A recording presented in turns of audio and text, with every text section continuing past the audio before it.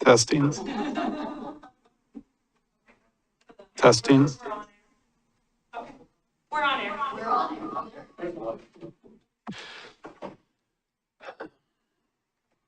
Good evening. I call this meeting of the Budget Committee to order. This meeting is being held in person.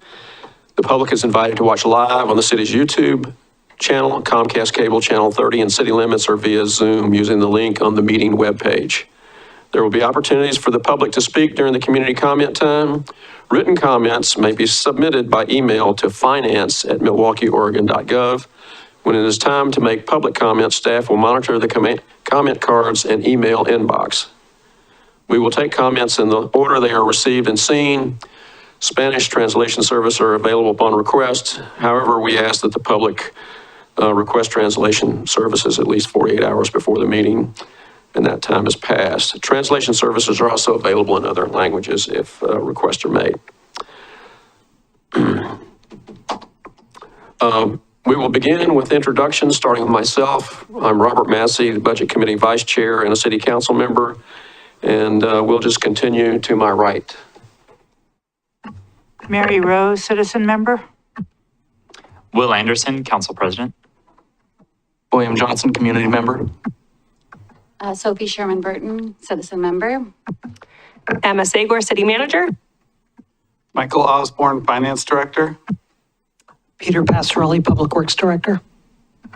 Lisa Beatty, Mayor. Carrie Schumacher, citizen member. And should we let Carrie say a few words, or we got that on the agenda later? Okay. I will remind the mayor that she is not hosting this meeting.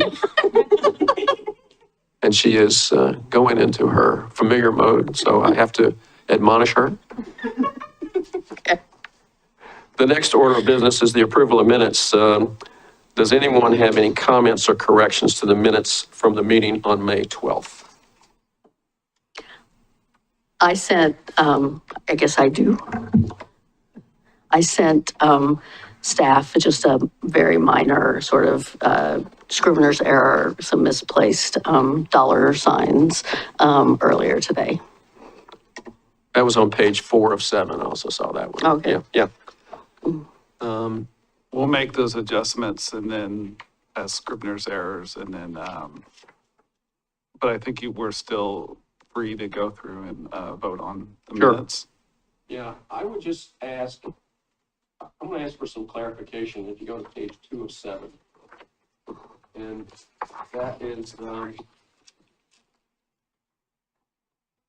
the section that says, talked about the 2% growth in property taxes when there's a limit of 3% growth. And I just didn't understand that statement. I'm preparing to follow up on that in the next slide. I know that there's some information further in the report, but I just want to put a pin in that I wasn't sure about that statement and exactly what it meant. So,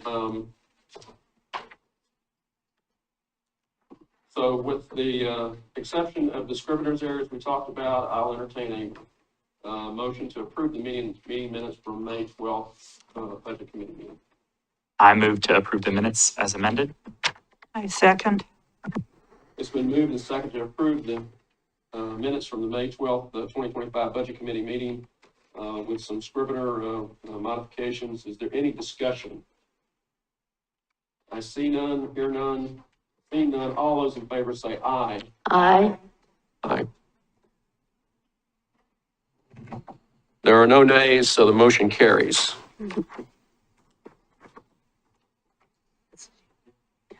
At this time, we will open the meeting to any community members that would like to discuss any city business with the committee.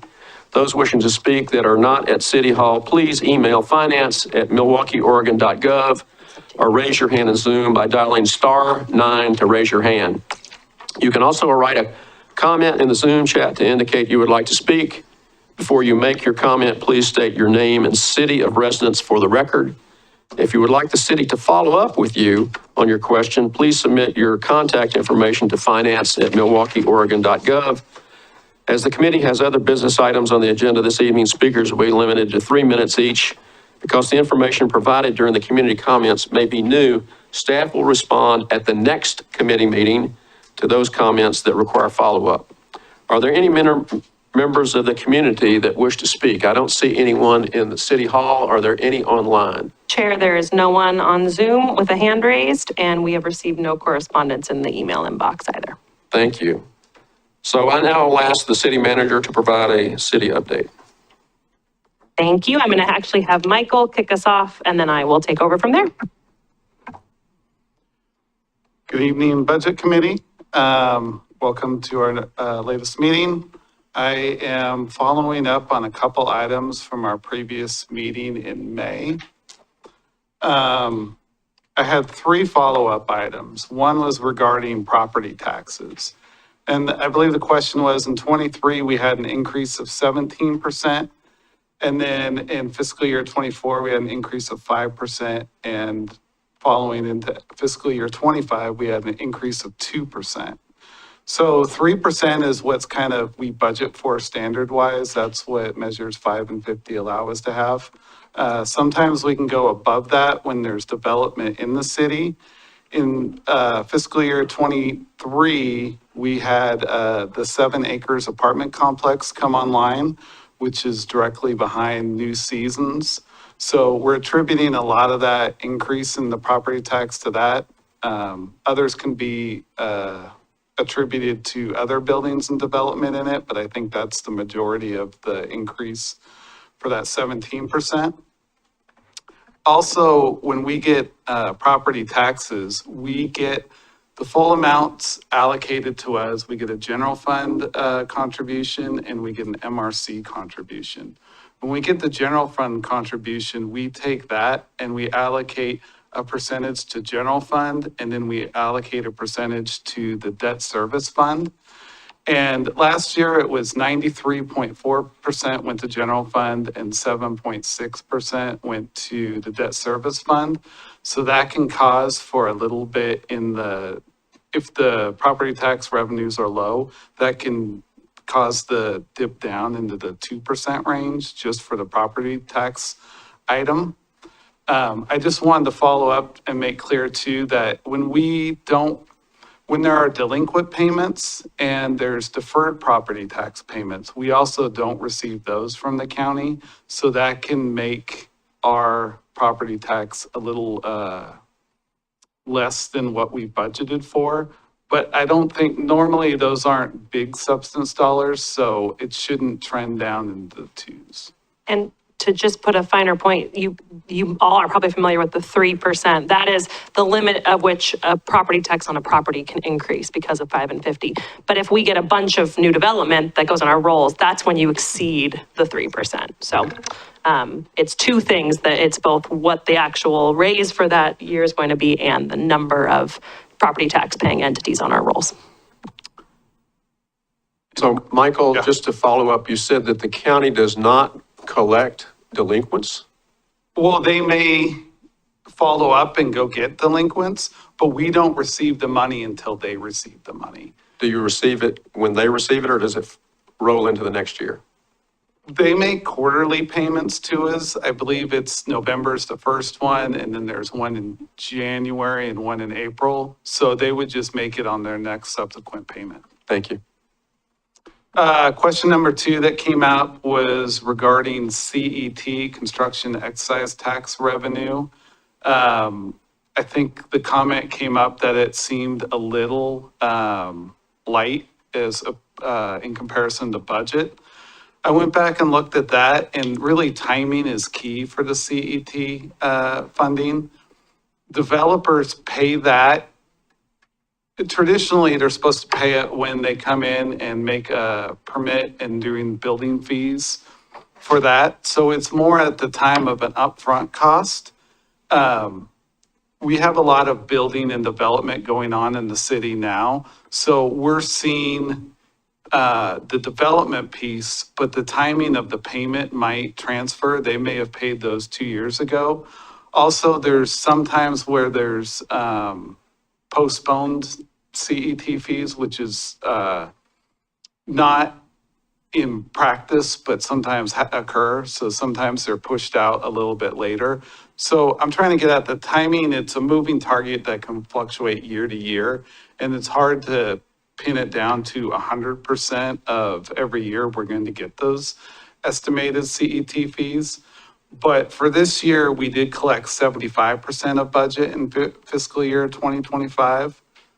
So I just wanted to follow up and make this CET part a little more clear. They also aren't necessarily huge payments. It's 1% of valuation over $100,000. So you got to get into really, really big projects for this to make a big chunk. And so just to Mike's point of the timing being kind of a moving target and those margins being pretty slim because these aren't, big amounts of money. That's why we see 75% as opposed to the 100%, but we're not concerned. We still feel this is a good stream of money coming through that reflects the development happening in the community. And in future quarterlies, I think you'll see that true up as the timing comes through. The third question was the number of police officers working. And currently we have 33 sworn FTEs. Those are positions filled. Within that, we currently have 2 officers on admin leave and 2 on injury leave. So that brings us down to 29-ish. We do have currently 2 officers in state academy training. So they're in the pipeline, so to speak, and I think are another 9 months out to being to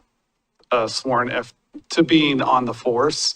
But just wanted to give clarity to last meeting on how many police FTEs we have. I'm sorry, Michael, how many did you say were in training right now? 2. 2, thank you. Moving along, I wanted to welcome Carrie Schumacher. She is our latest budget committee member. If you want to introduce yourself, tell us a little bit about yourself and what brings you here. So I have been living in Milwaukee since 2013. And I was one of the members that I'm sure that there have been others that got the mailer and was super excited about an opportunity to contribute to the community. So I work in HR full time and I completed a project management, an associate's in project management at Clackamas Community College, and have done some additional training for just like board with the City of Vancouver and their Chamber of Commerce. And so this is a really great opportunity to flex some of the skills that I have professionally and have them help the community. Awesome. Welcome. Yeah. A couple notes for later tonight. We are having budget committee elections later tonight. We are doing for chair. We don't have anything listed officially in the bylaws as vice chair, but we've always had one that's kind of been a council liaison. That person also is on the audit committee as well. So Robert's filled that role in the past, and we can talk about that later, but I just wanted to bring it up ahead of the meeting. And also, finally, at the end of this meeting, we're going to do a quick 10-minute MRC budget meeting just to do some house cleaning, budget cleanup items. Mayor Beatty? I just want, it wasn't said at the beginning, Rob. Microphone. Sorry, since it wasn't said at the beginning, obviously Leslie's not here, and that's why Robert's chairing. I think it's the first budget committee meeting Leslie's ever missed, and Leslie was on the budget committee for several years back in the aughts and the early teens, and then was off for several years and back on. So she said to me, I've never missed a budget meeting before. So I just wanted to sort of mention that. It's a rare thing for her to miss. Thank you, Mayor Beatty. I was sitting here like, what happened to Leslie? We didn't put it in the script. Whoops. Yes. Leslie is enjoying a lovely family vacation in Colorado. She is absolutely fine. She misses us. She's reviewed the quarterly and she'll be back next quarter. And that is all from me. Okay, I'm going to try to be as brief as possible with my city manager updates for this past quarter. It's been a terrific summer in Milwaukie so far, and still a lot more to go with continued free concerts in Llewellyn and in Ardenwald. But just to name a few highlights, it was busy summer event season. We had our first ever Milwaukie Fest, which was a huge success. We had Pride, a rescheduled Pride that still had a wonderful turnout in July, a wonderful Juneteenth celebration back in June, and Porch Fest all through the month of July. All big successes. We're thrilled to see the community continue to come out and celebrate what makes Milwaukie wacky and wonderful.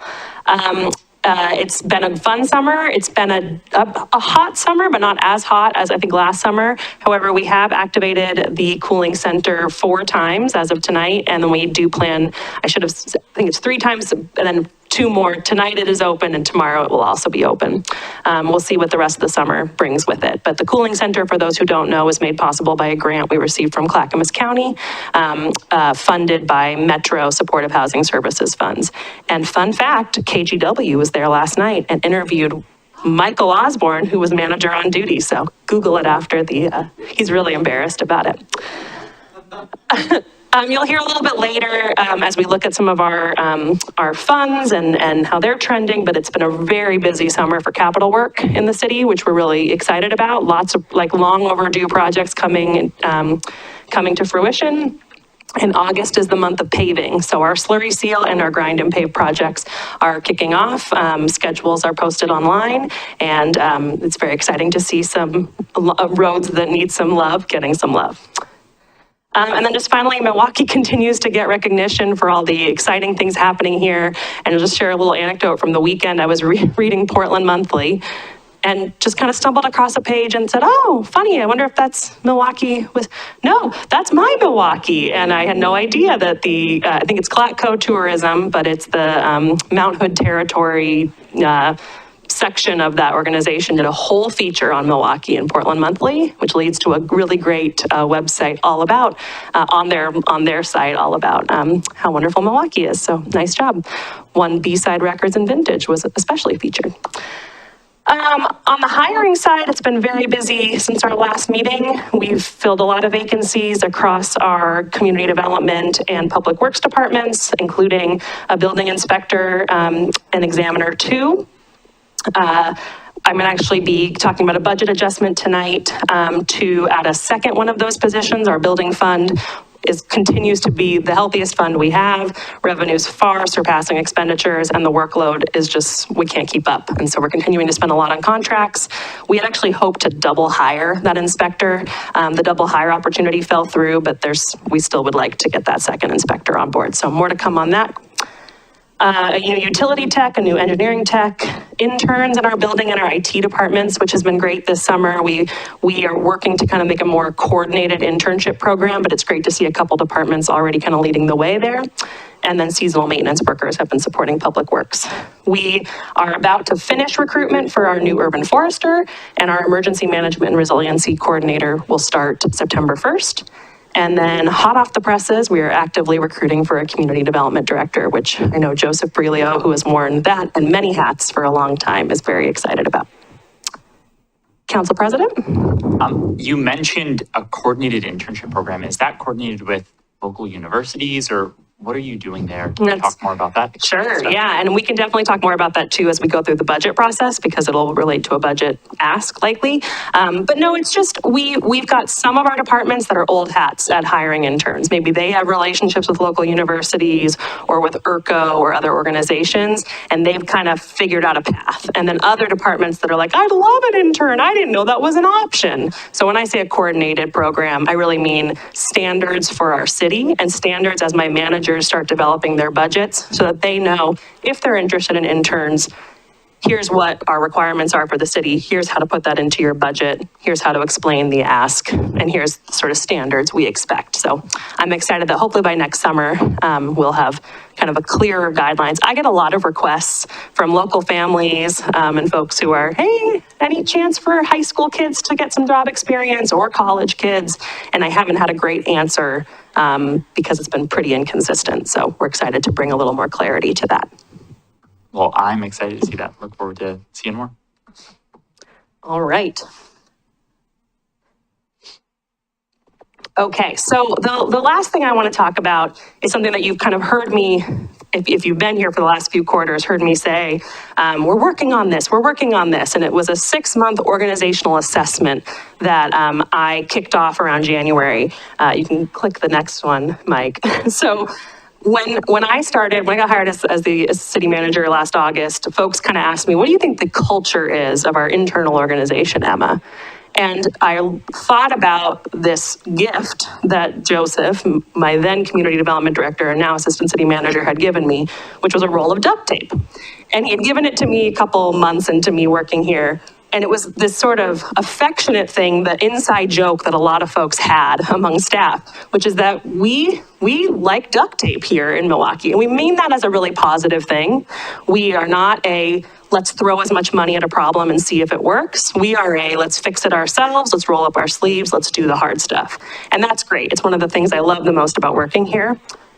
But I think you all know, and I think my staff would agree, building a house or an organization out of duct tape is not a long-term solution. And some of those duct tape patches were starting to show some holes.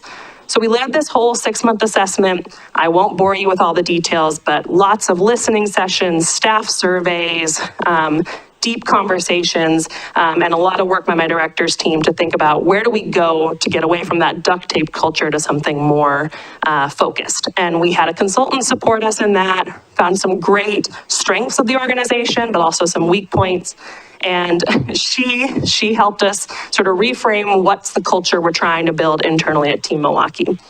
And you guys know me, I'm a cheese ball. So I was like, okay, I've got duct tape.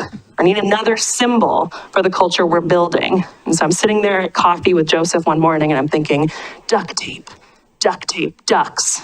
I love ducks, go Ducks, the Mighty Ducks. Next one, keep going.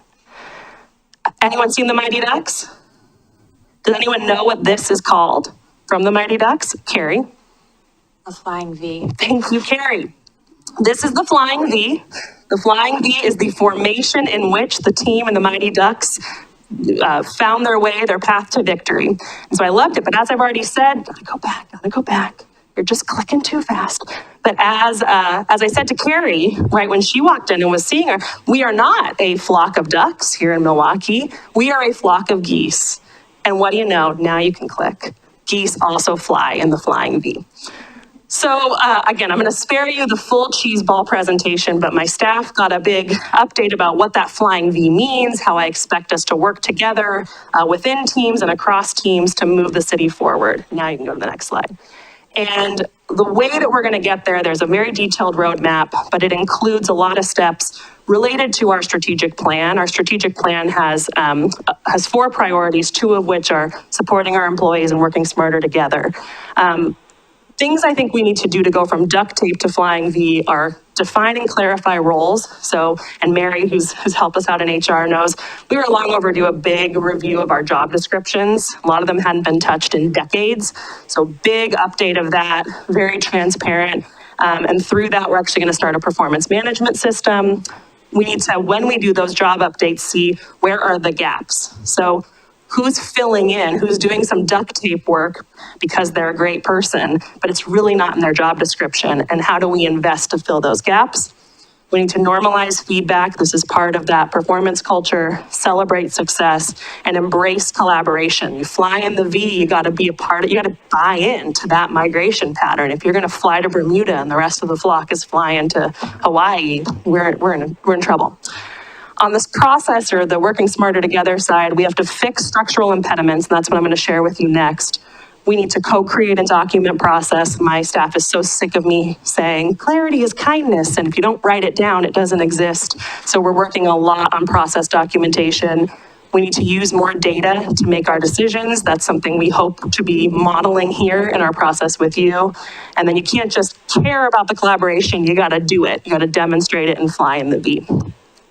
So I am going to talk a little bit about the structural impediments piece, because a big part of the org assessment was a reorg. Not a whole scale, let's burn the org chart and start over, but let's really see where there are improvements needed to our structure that also hadn't changed in many, many years.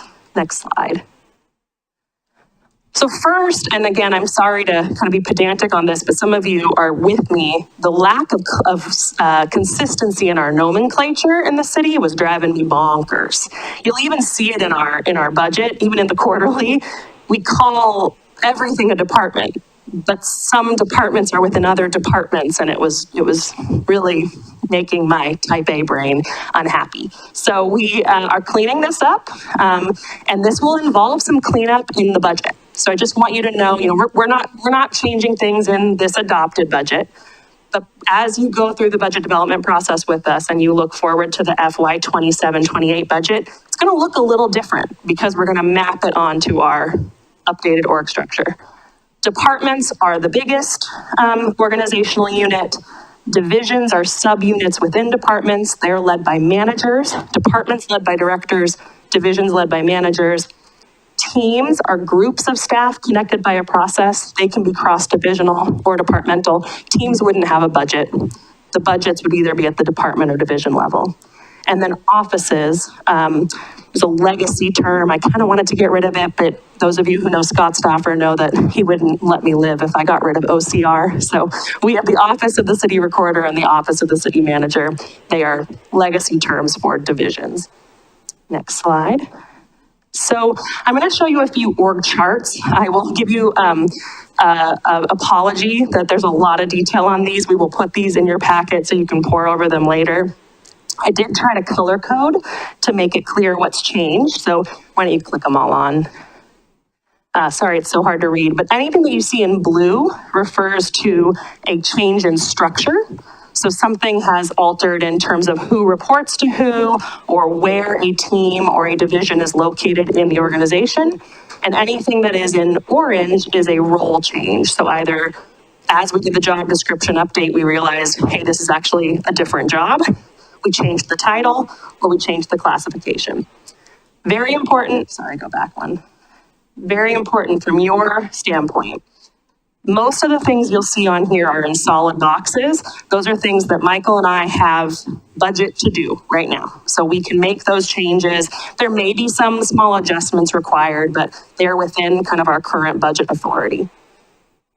I had a choice to make as I got all this feedback from staff. A lot of folks were telling me, going back to that duct tape culture, there's some holes, Emma. There's holes that have been here for a long time, and we keep doing more, and we're not adding more staff or resources to do them. What are we going to do about it? I could have said, I hear you, and I'm going to keep that list over here in a locked box, and I'll try my best, but I don't want to overpromise and underdeliver.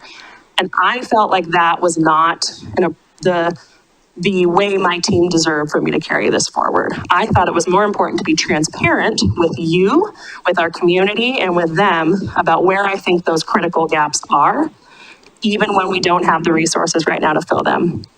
Because Michael and I are on a quest to find a more financial, stable future and fill as many of those gaps as we can. So anything you see in a dotted line box, we're calling a longer term change that we will propose if and when we are able to identify resources. Now, next slide. A couple disclaimers. So any FTE addition, this is back to those dotted lines, will occur through the budget process. I don't have a magic wand that says I get to invent it. That's why we have you. You're the check and balance on that. And so I wanted to be really clear with my staff too. Come next June, I highly doubt every dotted line on these charts is going to be filled.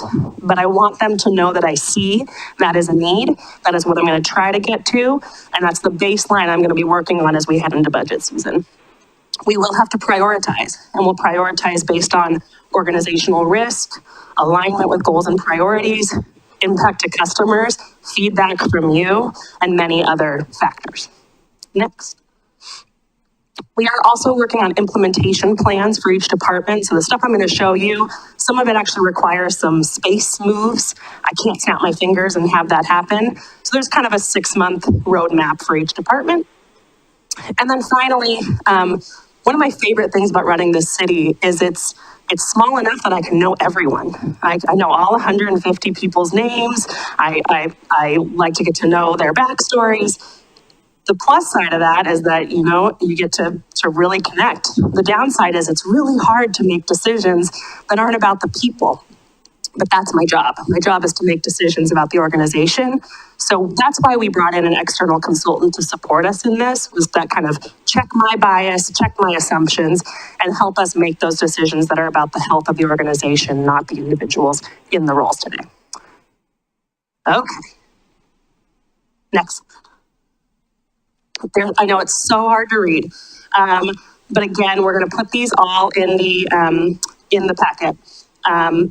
So this is the city manager's office. The city manager's office right now is kind of a hodgepodge of some people that I manage, some people that the assistant city manager manages, and it's mostly engagement focused staff. And it's worked okay, but I think what we really determined through this process was we need a city manager's office that can help advance cross-cutting initiatives, things that apply to every department, things that council has told me are priorities for how we move the city forward. I need kind of that cabinet to go to.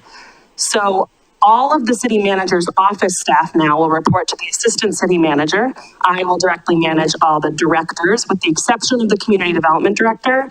Joseph Brelio is going to hire that person. Joseph was the community development director, so there's a lot of institutional knowledge there. Long term, I foresee that moving back to the CM's portfolio, but for continuity of operations, he's going to be the hiring manager there.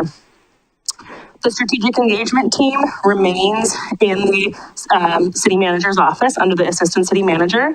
We do have a strategic engagement manager now. Those used to all be direct reports to the ACM. It was just too much to manage, and frankly, they've really operated well under the PIO as that single manager. I stole the IT division from this guy. IT used to be in our finance department. They do exceptional work, but as you guys have heard, I really have a vision of working smarter together and using data to drive our decisions, and they're the engine that helps make that happen. So we're moving IT into the city manager's office. We're calling it IT and business systems. I'm also the other gentleman up here stealing the GIS coordinator from Public Works. They're going to join the city manager's office to provide GIS support to the whole city. And then we have development project manager. This is Mandy Bird, who currently does our affordable housing development projects, our economic development coordinator, and our equity and inclusion coordinator. These are current and or former goals that really have that citywide cross-departmental focus. I'm going to go pretty fast through these. I'm happy to answer any questions. Next one. Another large change, we're kind of going from largest changes to smallest changes. This is our Public Works Department. On the right there in blue, I'm sure you can't read it, but the big change there is our capital engineering staff. So staff who work in engineering but support capital projects, projects to improve city-owned infrastructure, are moving out of community development and into public works. A big theme we heard was that the folks who build and design our infrastructure and the folks who maintain and operate it are struggling to collaborate. And that has, you know, just interpersonal challenges, but it also has financial challenges. If we aren't proactively planning for the long-term maintenance and repair of infrastructure, we have a budget problem. This is, you know, the people have been great, but it's the structures and the systems that have really made this hard. So Peter will now directly supervise the city engineer, and the engineering staff that work on capital projects have moved over with her to Public Works. A couple other changes. I'm not going to talk about everything on this slide, especially because there seem to be some missing boxes. We'll fix that before we send this out. But we had a title called supervisor in Public Works. As we did our job description update, no one could come up with a compelling answer why we would have some managers titled supervisor and some not. And so for equity and clarity's sake, I've made all the Public Works supervisors, retitled them to managers. I think that's probably what I'm going to talk about on that slide. Next. So with engineering moving out of community development also looks very different. Community development used to have 3 divisions: engineering, planning, and building. With capital engineering moving to public works, what's left of engineering is really private development engineer. That plus building is going to join together into a division called development services. A big theme we heard through the assessment was when people apply for permits at the city, the individual customer service they get is great. The system is not working very well. It's slow, it's different departments, it's different timelines, it's different software systems, it's just too fragmented. This is going to allow us to have all those folks that need to touch a development permit be in one team under one manager. So we're really excited about that. We are taking erosion control, permitting and inspection services, which currently are conducted out of Public Works, and moving them in here. And one of the budget adjustments we're going to ask you about tonight, this building inspector, is our first step to fold in those responsibilities into the building division or the development services division. All right, next slide. Oh, sorry, go back one. Last change on community development that I don't want to skip over. Code enforcement is currently a team in public safety, and we will be moving code enforcement to community development. They used to reside in community development, and in different cities, it's a commonplace for them, as is public safety. We have a large amount of our code that is focused on land use, on planning, on development. And that, frankly, is where I need the priority of that team right now. We have so much exciting stuff happening downtown, but we also need more parking enforcement and code enforcement that comes with that. So this is a move to support that economic development and community development focus of the city right now. Finance, not a lot of changes. We are just cleaning up some titles to make it more clear that we have an accounting and contract specialist. And then I'm skipping over a lot of these dotted line boxes, but one that I want to call your attention to, our consultant pointed out to us that Milwaukee's amazing, and you have a few single points of failure.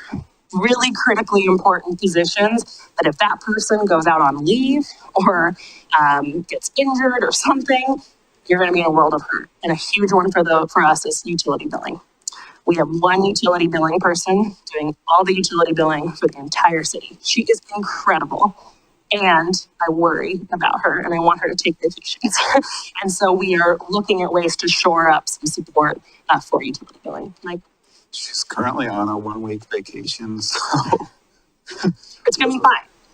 It's going to be fine. No, Judy stepped up and has handled it and all, but I think long-term that this would be a great need, but I just find it ironic that she's on vacation.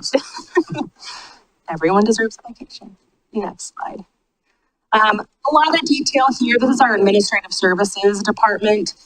These are the friendly folks you see in the front desk when you get here to City Hall. They work great and they're doing a wonderful job, but I think they have the lack of role clarity. So we are working with them to really be clear that they have a front desk responsibility, but they also support a specific department they specialize. You'll see a proposal to add a receptionist.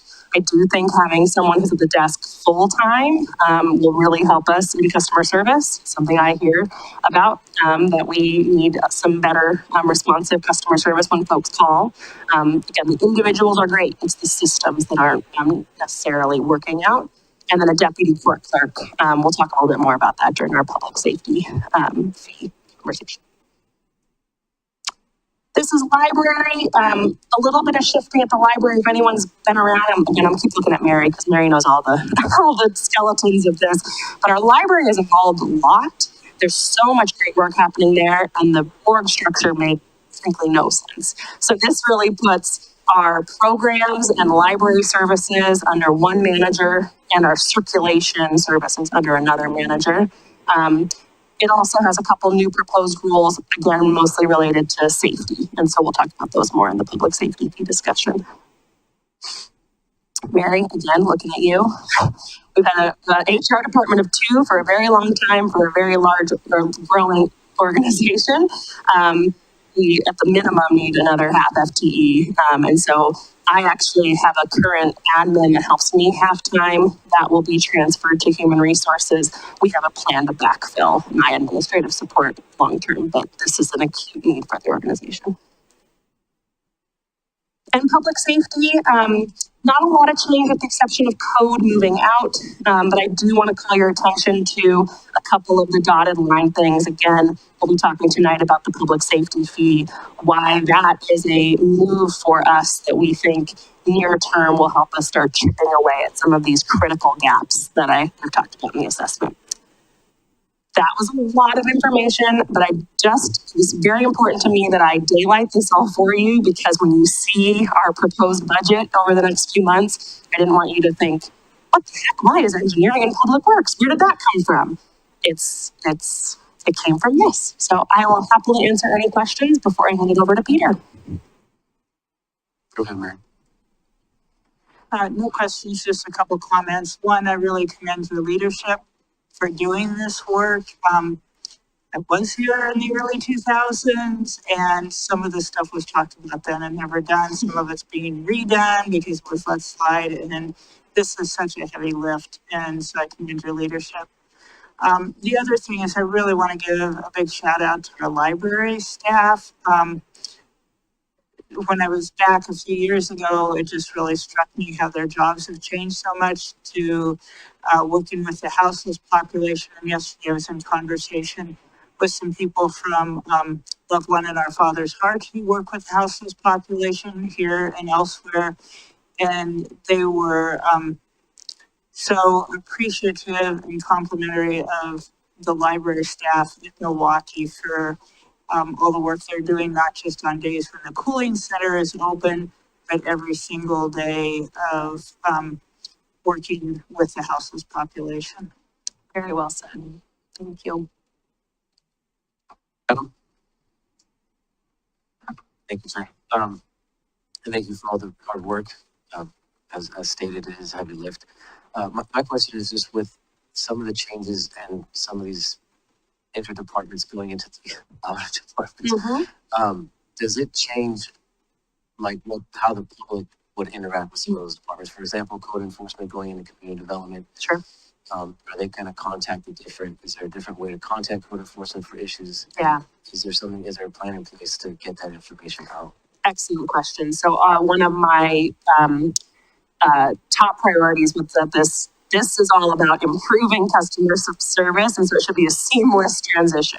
I think I announced these changes to staff the week that our new website launched. So you might go on our website and go, wait, it says departments, and there I see engineering, and didn't MSA, she's getting rid of all these like terrible nomenclature. Yes, it's coming. So what I guess I'd say is, if and when there are changes, we will be very abundantly clear. But as for right now, the same email addresses or phone numbers to reach engineering or code will get you to where you need to go. And as we do these transitions, we'll make sure we set up internal processes so that if someone's still calling the police department looking for Tim Sawyers, they will reach Tim Sawyers.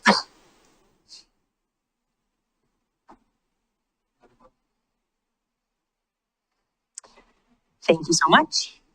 Quack, quack, quack. Back to ducks. So next, I'll ask the Public Works Director, Peter Pastorelli, to present the Community Utility Advisory Committee items.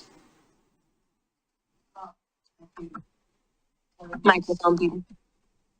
Thank you, Councilor Massey. I am Peter Pastorelli, the Public Works Director.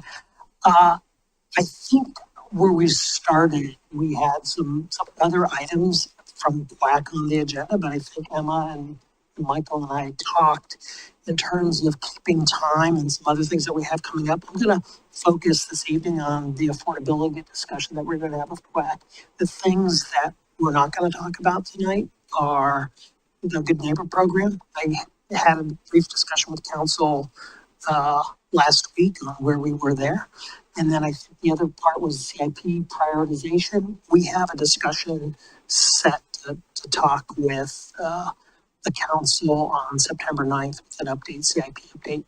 The CUAC has had some updates on the CIP prioritization. And it was more or less an update there. What I would like to do though is set up a follow-up meeting with the CUAC to talk about the Good Neighbor recommendations. So I'll be reaching out to everybody to set up that meeting that we weren't able to do there and focus just on that piece here. So affordability, of course, that's one of our council goals, and we thought it would be an appropriate item for discussion with the Community Utility Advisory Committee. Why does affordability matter? Well, we did put together a council goal to identify opportunities for utility relief and support more income restricted housing. The data that we see right now, 52% of our renter households are cost burdened, which means 30% plus of their income goes to housing or utilities. And then we also have some data that suggests that 26% are severely cost burdened, where that means 50% or more of their income is going to housing or utilities. What is the CUAC's role in shaping affordability? As I was thinking about it, I feel like there's an opportunity to help define our affordability principles as it relates to our utility rate setting and utility planning, help us evaluate and prioritize different strategies, identify perhaps additional data that we might need or models to use, and recommend approaches that we can then have discussions with the council on. Next slide, please. What is our utility landscape, our municipal utility landscape? So this is really focused on what residents and businesses get from Milwaukie in terms of the utility bill. So it's our water bill, our wastewater, our stormwater, our safe and SSMP, and perhaps in the future, the proposed public safety fee. Our water bill, if you're not familiar, is based on consumption. It's consumption-based. Our wastewater is also consumption-based. The stormwater is based on an impervious surface unit that's fixed for residential properties and depends on the actual impervious surface for commercial and industrial customers. SAFE and SSMP are both trip generated based on business use. For residential properties, it's fixed. And for the proposed public safety fee, more to add on that. Currently we're looking at a flat residential fee for that as well.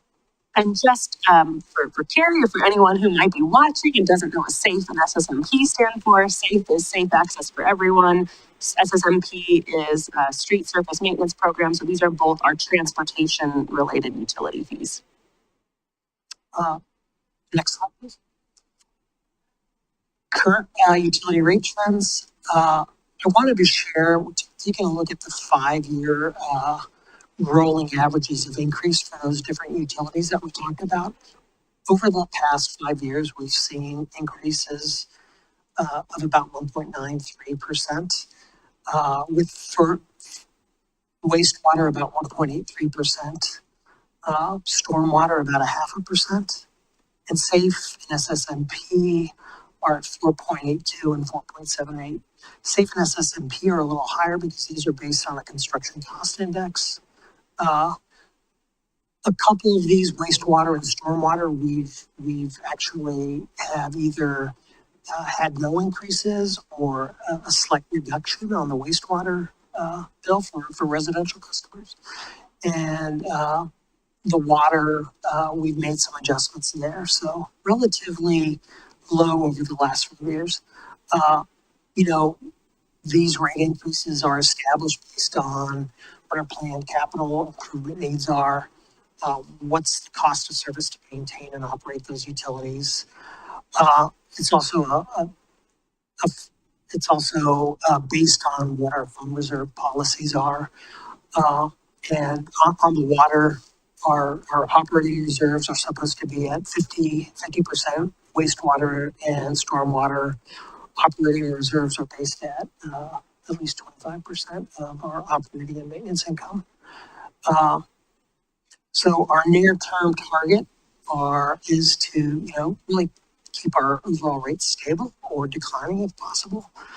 And then a little bit about our utility assistance programs today. Right now, based on data that Mike shared with me, we've got about 150 customers that are enrolled in our utility assistance program.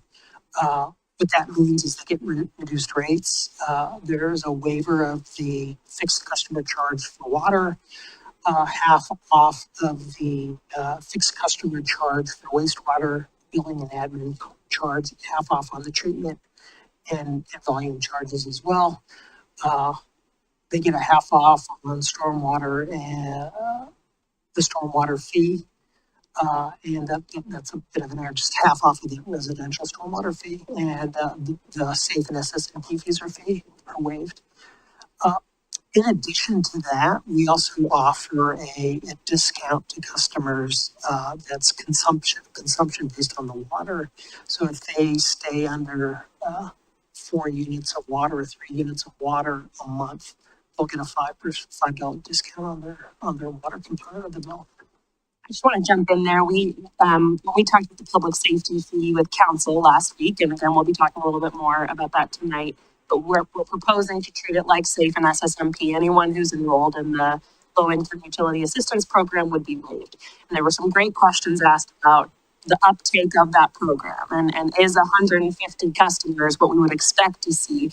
We use federal guidelines, income guidelines that are the same for HUD's voucher program as our thresholds for that.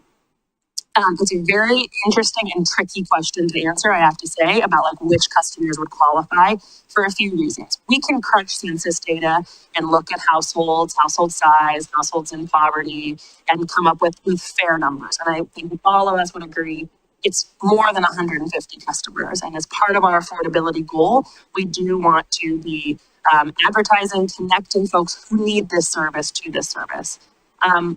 But not every low-income customer pays their own utility bill. If you are a renter, and we have a slide on renters coming up, often your landlord pays your utility bill. So it's not an apples to apples where I can just say this many households live in poverty in the city, and therefore we should have that many customers enrolled in utility assistance. It's more nuanced. So we're still working on kind of what a target number might be. I just wanted council members to know that I encourage you on that. If you just look at families in Milwaukie, according to the 2023 census data, it's 149 families live below the poverty level. But again, I don't know how many of those families live as renters and therefore are not paying a utility fee themselves that would qualify for this. So we're working on crunching the data. I hear you. And I think you should expect that 150 to rise. Before we get off of the slide, Peter, let me ask the question about the reserves, the water operating reserves, at least 50%. But 50% of what? That's 50% of our operations and maintenance budget. So that's 50% of the entire budget for annual? Yes. No, yeah. It's on an annual basis, yes. Okay.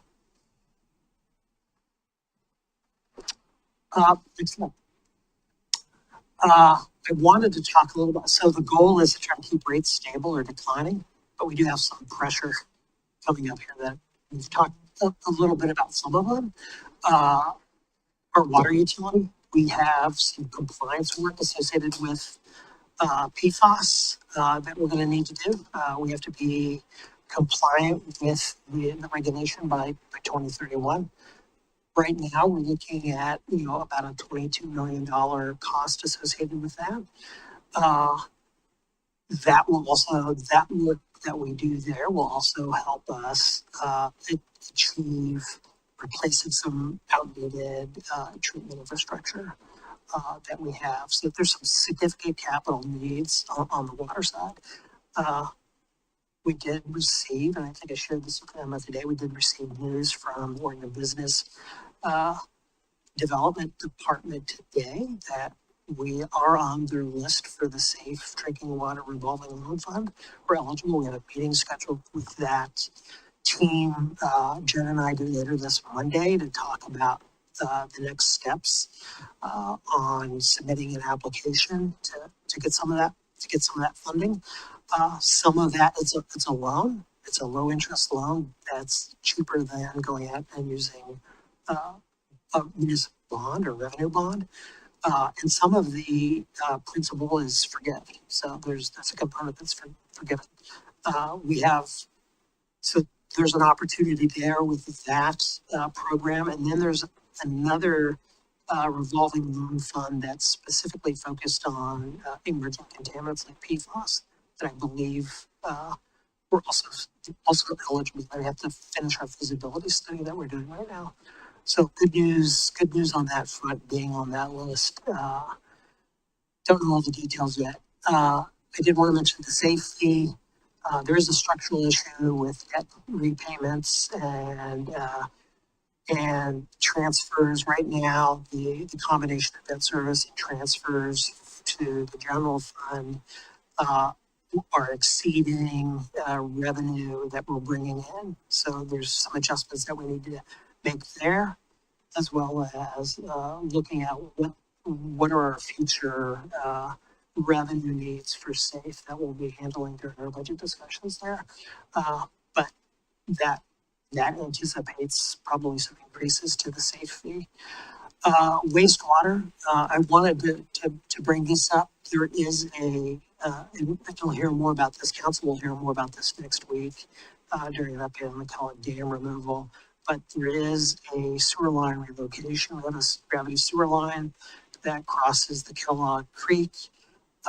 There's some funding gaps there, and we're looking at how to potentially handle that. So, but that's a potential project that currently is not in our CIP.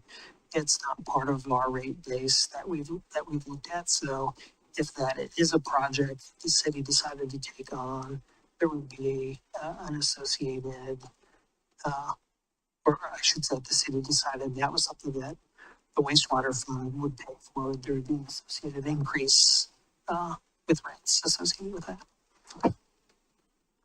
Peter, while we're on this slide, can I ask you about PFAS? And we know that the recent changes to the EPA not only extended the deadlines, but changed the thresholds for some. And so are you proceeding with the previous scope of the previous EPA ruling, or are we proceeding to meet the new EPA requirements? The new requirements still hold fast the PFOS and PFOA. Those are the two contaminants of concern that we have detected at the same level. So we are still sort of holding firm and developing the strategies and the treatment process to treat for those. So, but we do have sort of that extended compliance. The compliance deadline. moved out, 2 years? 2 years, to 2031, Yeah, which allows us to perhaps make some, not have to have as large of adjustments related to rates, because you can sort of smooth that out over a couple of years. And Peter's got a slide on this coming up. I want to make sure, I feel like this is the bad news slide, or the danger. There's going to be times for us to talk about all of these in much greater detail in the coming meetings. So we've got a rate study ongoing. That's going to be the subject of our kind of fall CUAC and budget committee meetings.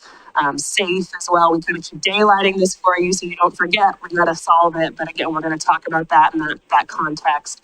And then actually next week, we have a time with the council to really talk about Kellogg and get some direction there. So we can build that in if needed to some rate studies. So I just want you to know, this isn't doom and gloom and we're never going to talk about it again. We just wanted to paint this picture before we go into our discussion, which is really in the context of all of these potential pressures.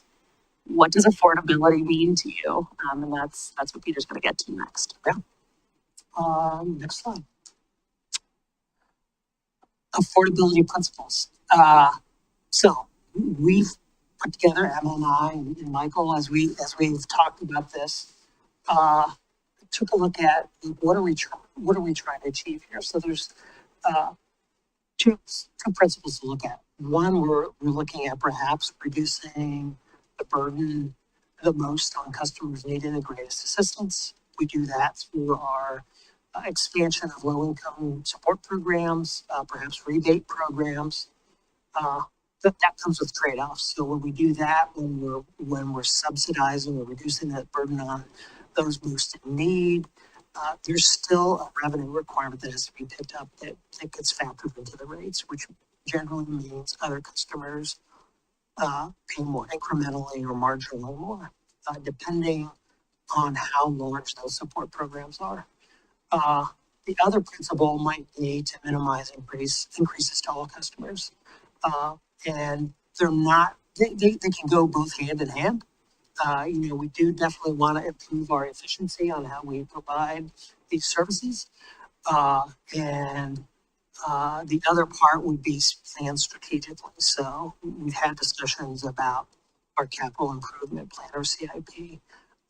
We've talked a lot about improving our execution of our plan and making it more realistic in terms of how we're able to resource both financially the plan that we have, our CIP, our infrastructure plan, but also in terms of using personnel resources to manage the work that we have. So the trade-off there might be if that's the main focus, we might not be able to expand assistance programs to those most in need. But I would say some of this goes sort of hand in hand. It's not one or the other. We can do both. We can do both of these to some extent. Absolutely. And what we're going to do is walk through some strategies that, again, support both principles. But I do think, and this is what we're really seeking some direction on, we know council has set a goal of affordability. We know you guys care about this. As we embark on preparing our next budget and our next set of rates, I do think that we pick the scale here for a reason of the image, because it can mean two very different things. We could really be focusing on those deep and discounts for those who need it the most, or we could be looking at as maintaining or reducing rates for everyone. And we don't want to, again, overpromise, underdeliver. We'd like to kind of hear from you as an advisory body what the priority is. Mayor Beatty? But I was Just a reminder of your microphone. thinking about Principle B, as you have it. I do think, I was happy to hear you say that, you're looking at the state revolving loan fund. I have felt like just over the last few years watching sort of those offers on, solicitations on how to apply for that kind of money. Also,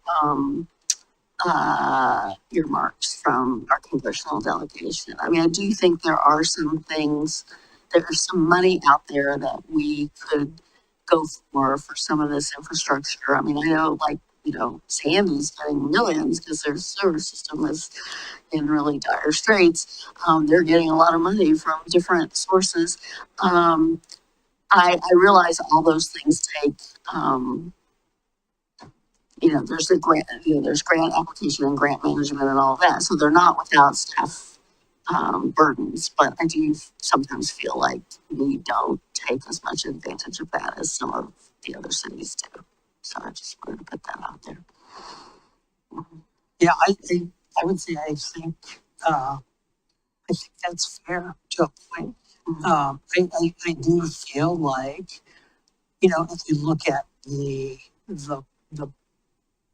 level of effort that has gone in to get onto the safe drinking water revolving loan fund list, the work that we have to do, to stage the project, to get the cost. There's a lot of effort and a lot of there's cost associated with doing that. So we're working with consultants to do that. So it's not like, oh, I can write this grant on Monday and submit it Tuesday. There's a lot of work that goes into submitting those grants. And I think we try to look at those ones coming up and try to take advantage of those ones where we feel like we've got a project that's ready to get submitted. I think balancing one of looking at our capital program and making sure that it's realistic, where we don't have all these projects that we're trying to do all at once with limited resources, frees up some resources to work on some of those grant opportunities as well. That's a big piece of direction that we've already started giving our CIP managers is, I think we deliver a really impressive capital program for the size we are, and we always think we can do more. And I think it would behoove us to be more honest and spend closer to 70, 80, 90% of our capital budget, than kind of tie up so much funds in capital when we could be spending that on some O&M. So that's what we're working on for the next CIP. Next slide. So Emma mentioned we've got some strategies that we've outlined. I would say these strategies aren't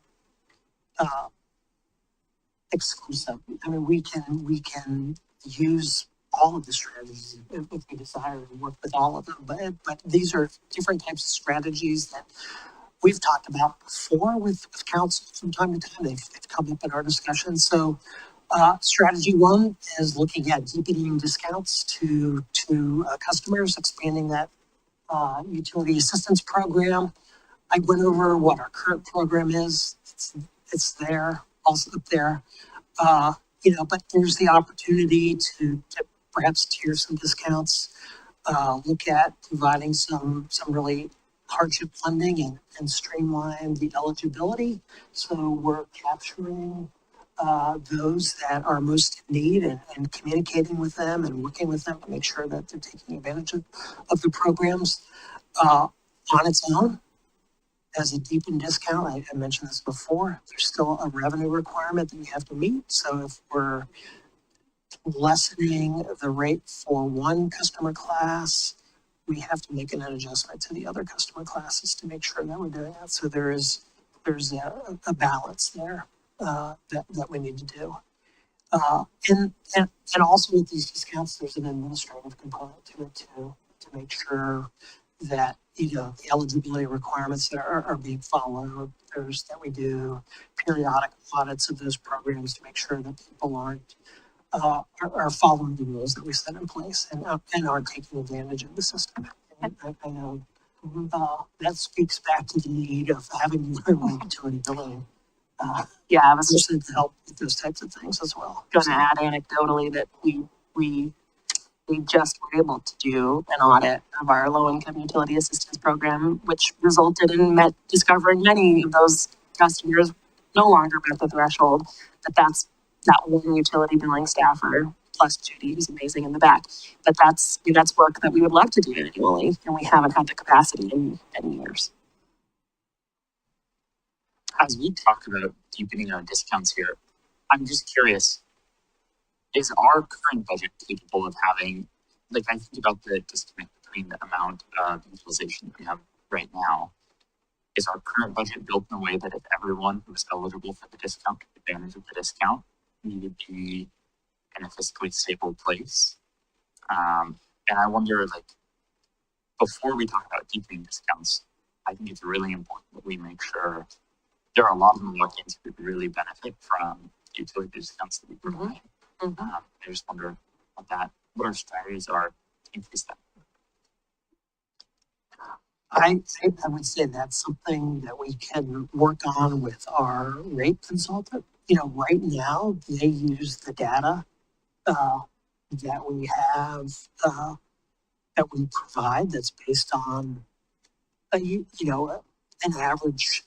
I'm not sure how many years back that they go on this, but they look at the different customers. How many customers do we have that are taking advantage of these programs, and make assumptions in terms of do we expect that to grow or not grow, stay stable or decline. So we can actually have them make some assumptions, some additional assumptions to say we think this is the target number that we want to include, and we can calculate what that means for the rates. So, I think I also hear you saying, Council President, that it would probably be smart to forecast the financial impact of expanding the use of the program before we start looking at expanding the assistance provided to those who use the program. Is that putting words in your mouth? That's a smart way to say what I was getting at. Yeah, I share the same concern. Let's figure out the impact of full utilization before we start, talking about deepening discounts. And maybe we'll get there, but, I just think that one really comes before the other. I don't know if that will ever go to full utilization. So I don't know if 100% needs to be the like number that we're looking at. I don't know how to say what that number is, but I mean, when I was a winter, I always did my own utilities. So I'm like, where's the suite set up? But like there's those folks and others who just, for whatever reason, aren't going to adopt this. So anyway, you don't need to look at 100, but what's the right percentage to factor in? Or maybe look at 100 and then, I don't know. Well, there's also the people that don't even know what currently exists, right? So there may not be a participation in terms of, oh, it's not a deep enough discount. May just be that there's a lack of knowledge about it. But I don't know if I would still want to look at what we can do, because the way I always envision it is whatever you're going to reduce, the opposite has to happen on the other end, right? What I've known from my time on council and before that, and Peter, we've discussed this too, is how the rates right now are kind of inequitable when you look at the difference in the higher water users and what they're paying compared to the lower water users and what they're paying. It's a small gap. So if you're going to offer a reduction for, coming under a certain unit of water, then that means you're going to also have to charge an excess water usage fee to help backfill what you're going to pay back, right? So if somebody used 20, you give a buffer of something like 20% above this average unit of measure. You go above that, then you're paying the excess rate. You're paying a higher rate because you're above that usage. Obviously, it would fluctuate based on time of year because some people have yards that they water, but you can always roll that number, ideally. And I think one of our strategies coming up here talks about some utilization rebates and. Yeah, I mean, there's some, certainly, I'll use the sort of water conservation style rates, like the more water you use, the more you pay. There's an impact to that though also, right? So there's an impact in terms of what it helps with water conservation, but there's also an impact in terms of revenue. So there's a balance there, and that, you want to make sure that you have a sustainable revenue stream, right? So, next. Carrie, do you have a question? I think that I'm just trying to conceptualize like what's being discussed.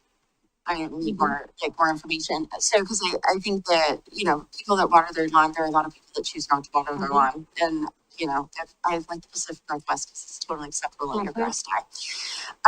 So, I think that, if somebody was, if you're talking about once you exceed a certain level of that, those are the people that are being expanding the fees for those households. It makes more sense to me than only these people get a discount and everybody else. Like, I don't know if that necessarily feels equitable to the middle people that are trying to reduce it and can't any further, etc.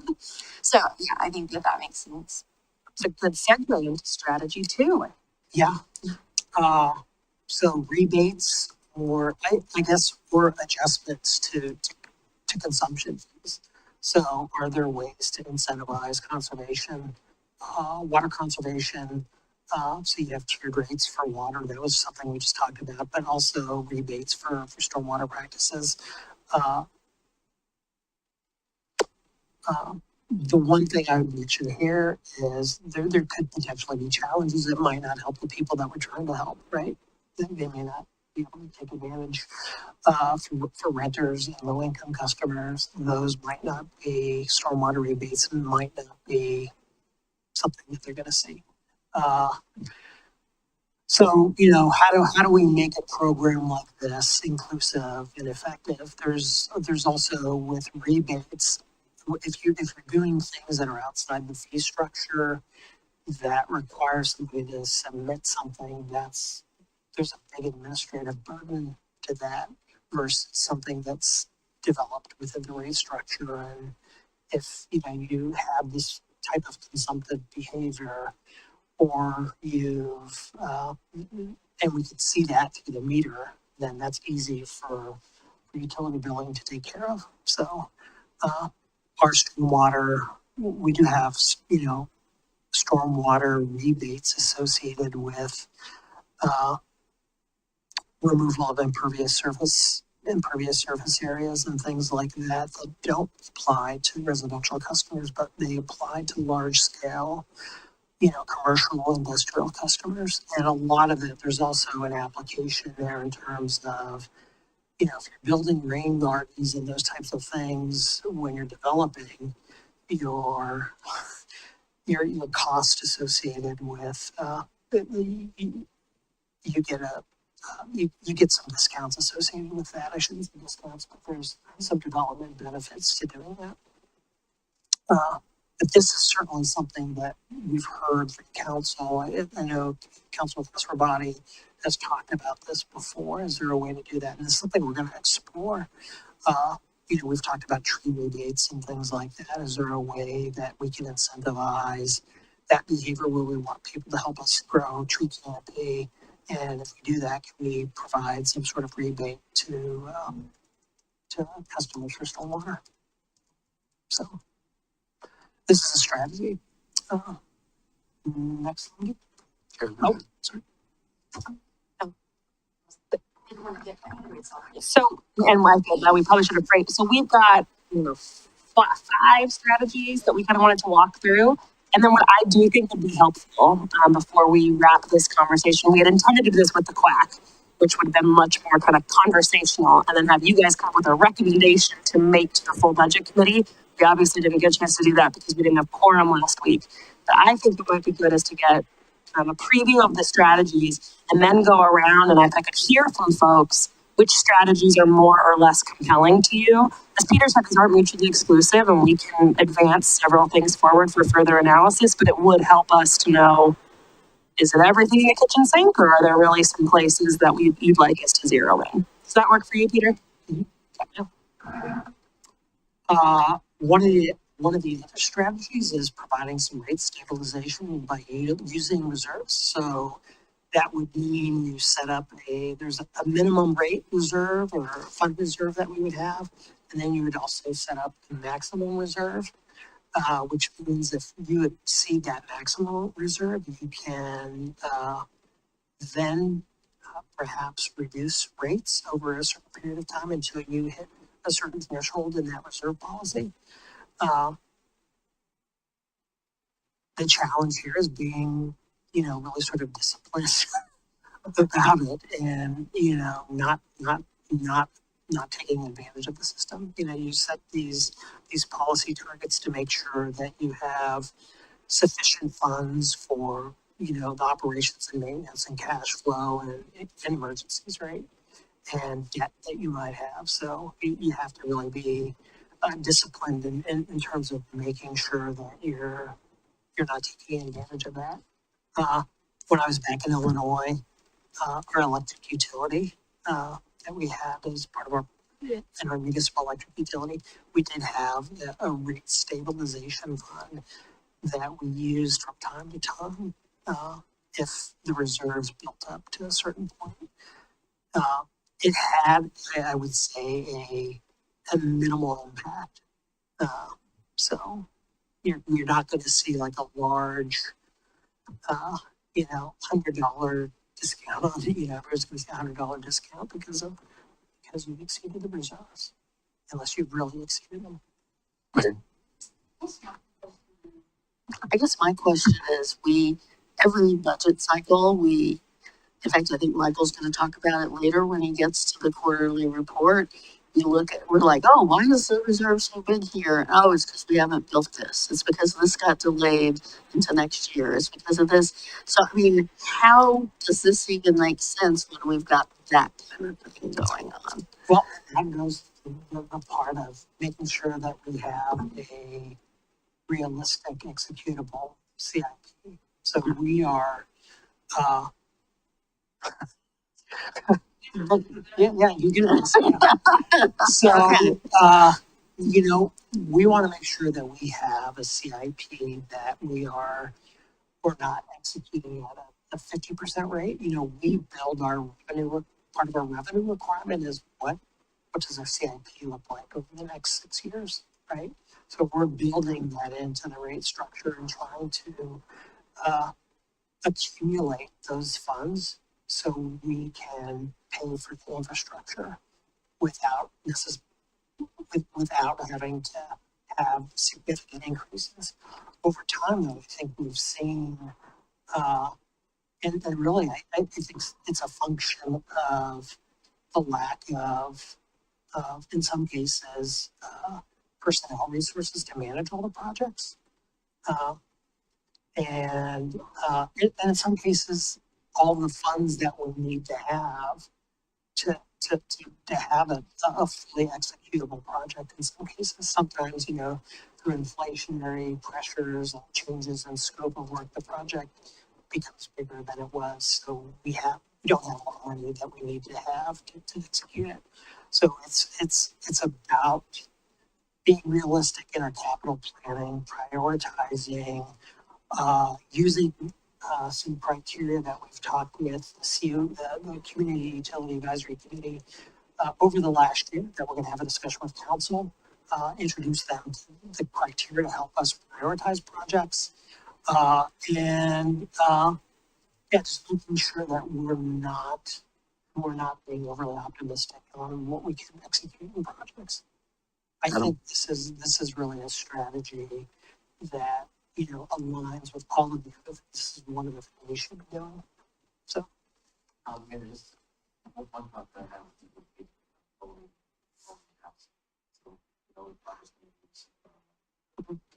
If you know a project's going to need a certain amount of money, and you would extend the cap, right, of what the overage would be. So if it's the cap's at 7 million, you need 10 for a project, maybe you set the cap at 2.5, right? So that you ensure that you're getting the funds. So it'd just be a rolling maximum. Yeah, for sure. So those are the 4 strategies, and let me just recap them for you. Deepen discounts of the current utility assistance program, implement more rebates for consumption behavior, look at our reserves and think about ways we can adjust reserves to help cushion rate increases, and then more realistic capital planning. It would be helpful, again, just brief, but if we could kind of hear from folks, are any of those really speaking to you or not? More sort of summary strategy.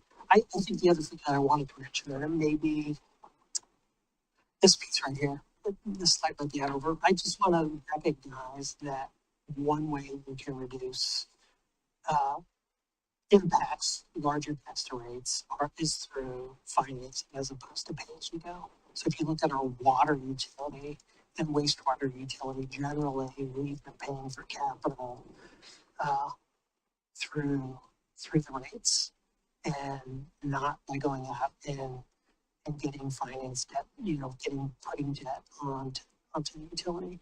You know, that using debt can smooth out the rate increases over the years, and it also, you know, it has that intergenerational equity associated with the infrastructure, not the current ratepayers not paying for the infrastructure that everybody's going to be using over the next, you know, 50 years. So this is something that we do on our transportation side, but we haven't done on our.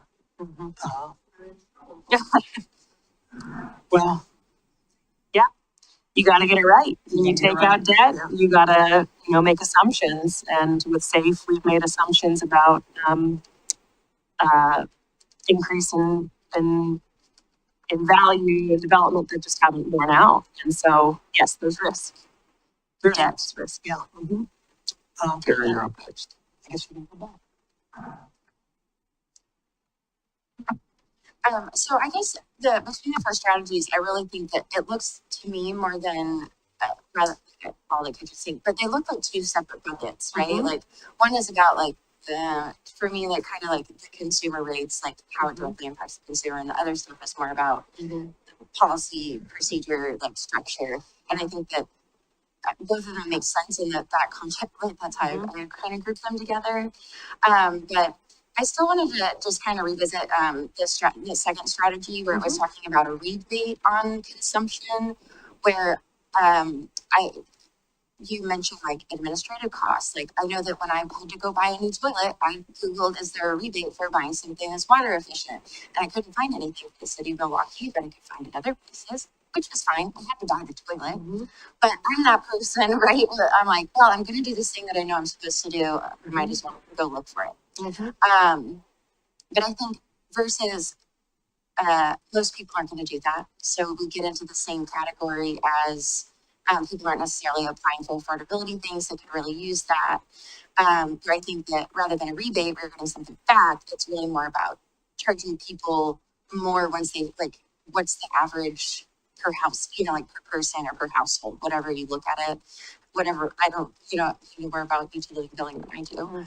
But I think that there has to be some sort of average, right? And I think that once you exceed it by so much, it's like, not only are you paying for those CCUs, but you're paying a higher rate because you're using up above and beyond. So yes, that would be fluctuate seasonally, but I think there is some predictability in how people do consume water that you could still budget for certain things. And I feel like an approach like that, it's the people who are using the most who are bearing the burden. And with that, it feels like you could offer more to the lower end where you're offsetting that cost, right? And then the people that are in the middle that kind of, they don't really qualify for this because those HUD limits are incredibly low. They're also have some sort of, they're not, continuing to bear more burden. Right? They're doing everything they can to control that. But I think that, as far as like on the capital planning, like how the city's planning projects, et cetera, I think it makes sense to do something where that, if you are looking at a really big project that is going to be, that would balloon the rates, it would be something that you could finance. So. Very helpful, thanks. Other brilliant thoughts? Yes. So the first is deepen discounts. And we got a little bit of feedback already that maybe it's more increase uptake of current discounts rather than deepen, but that's sort of strategy one, deepen discounts for those who need assistance. Strategy two is look at more rebates for consumption behavior.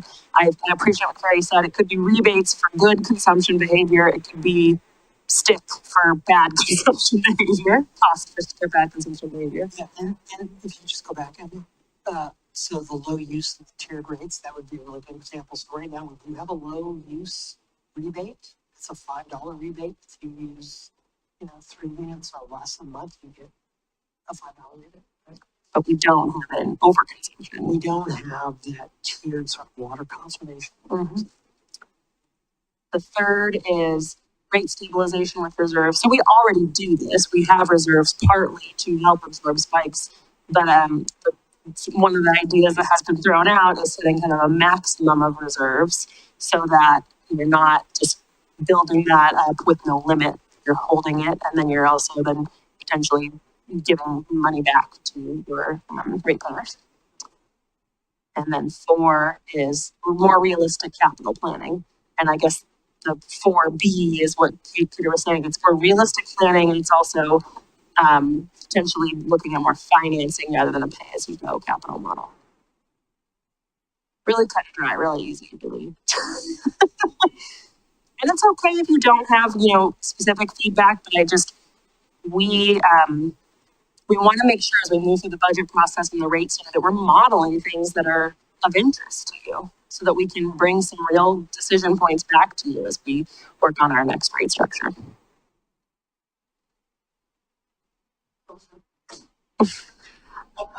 I do think that increasing discounts is important. You were talking about affordability. Like, I don't feel like I can really speak to 3 and 4 here and the impacts on rates, but I think increasing the uptake of those low income measures is important. But I also think, especially as the cost of living increases and rates increasing those discounts feels really important to me when we're talking about like people who literally can't afford their bill. That feels important. I also think that there are benefits beyond, in like rebates for rain gardens and trees that are beyond like it's a great benefit for all of us, for people to do plant trees, etc. And like I think incentivizing that a little bit is great. That's my profound statement on trees and rain gardens. Well, Emma, you asked if there's any other brilliant thoughts. I was hesitant to speak because I don't have anything brilliant to say. But I guess in this discussion, or things like this, I always go back to like, what's the priority goal or target here? And is it behavioral change around water conservation? Is it stabilized rates? Is it having like adequate reserve and defining adequate? So I guess prioritizing, what's really our highest priority here. I'm glad that, the comment was made earlier. I think Peter, you said, or one of you said that, these are not mutually exclusive. I do like the idea of some incentives for water conservation, and so that, you get discounts at a certain point. Just having meters in our city versus a city that I visit frequently in another state as a family, there's no meters in that city. And so everybody's got a really green lawn because they're paying the same amount whether they water that lawn or not. And I like we let our lawns go brown. It does provide some. So, but I think that there's more that we could do to really use those rates as education and incentive for water conservation. So personal, I think that should be in there, but and I do like, and then also around prioritization, this realistic capital planning and financing rather than pay as you go. What does that do to the total cost of a project? Maybe it stabilizes it, but does it add cost to it? So just things to consider, I guess, more than. Well, you're kind of go through the strategies with deepen. Maybe I'm thinking about this wrong. We have 150 families that are on our low-income utility program. We have a choice. Maybe I'm creating a false choice. Whether we expand that number or deepen the programs for the existing 150. And the problem is we don't have money for either. And so we're kind of choosing which is more important. And they shouldn't say we don't have money for either. It's just the scale. So if you're going to deepen one, there's no pot of money that exists to pay for it. We'd have to find money for whichever program. you'd have to adjust rates to cover the costs. Yeah. And I think to that end, then, I think that it's important to me that we see more utilization. I think that if we have a tiered approach, we would have more discounts for like people who are really struggling. I see value in that. But I just want to understand a little bit more about where our initial threshold is, what we would expect, what would our dream 100% utilization might be, knowing that there might be people who can't access it because they're in a rental unit that is a part of a family unit. Yeah. All that to say, like, I think that there is, as we look at the costs, 150 families feels so small in the scale of the number of families that we're trying to reach here. And I think the benefits that are laid out that we already cover are pretty heavy. So I would need to see more Expansion of the use. Ahead of time. But I think the tiered approach is something to build on as well. For strat 2, I think that a rebate I really liked. I worry about utilization. Like, who are the people who are going to know about rebate program, be informed enough to say, I want to take advantage of it. On the flip side, I'll find it like one of those charming things in local government. Like, people love the idea that they can change their behavior and get some type of reward for it.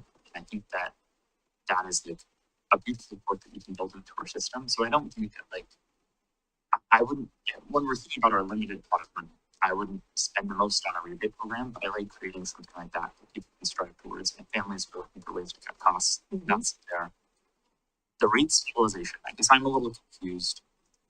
You described it as stabilization, but it sounds to me, I'm going to take my state experience here, more like a kicker, where you have, if we go over our reserves a certain percent, that money then goes down to pay down the rates. That doesn't seem like it's tied to stabilization. It seems like a one-time payoff of rates. Is that wrong? You could do, you could use that, you know, if you go over that threshold, you could provide a rebate back to the bill based on the customer. Or you use that money, to not have to increase future with it. So there's a couple different ways that you can use it. So. And increase, I guess this is where I'm struggling to understand it a little bit. Is it a one-time expense, or if you're not having to increase over a period of time, is that saying with this excess funds, you don't have to increase rates for the next biennium? Is it the next longer than that? Like, how do we? It depends on how much over that threshold that you are and what your revenue, your projected revenue requirements are. But they can be utilized, you know, either way. You don't need to increase rates to cover the future revenue requirements because you have the cash on reserve, or you can provide it as a rebate. And when cash is in reserve, just a like super basic question, is it any interest, or like, do we have? We get the interest income. That one I have a lot of questions and I want to see. I like your goal of creating, with stability, you can also plan out your family's budget, a lot of really important things. So I appreciate that. Just want to understand more. And then the fourth point, a realistic CIP, I think that makes sense to me. Again, this is a little over my head, but I'm happy to dive in and understand that a little bit more. I think 50% reserves seems really high to have in our water system, but I also don't understand that well. It's going into that 50%.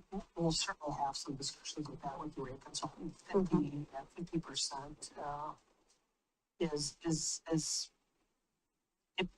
I could see how it could seem high, but it's actually not very low when you factor in, you know, cash flow, your operations, you know, it's around 6 months of your operations and maintenance needs. So, and making sure we have money on hand for an emergency. You know, we like to think we have insurance, which we do, but good luck getting the funds that we need that from the insurance companies, right? So you have cash on hand to get one of them, right? Okay, super helpful. And I really appreciate you mapping all of this out. This is exciting stuff. Adam, you're up. Thank you, Chair. Thanks for those that have given their opinion so far. First of all, I just want to also give a ton of credit, appreciation, and gratitude to Peter and his department, because you guys have done a heck of a job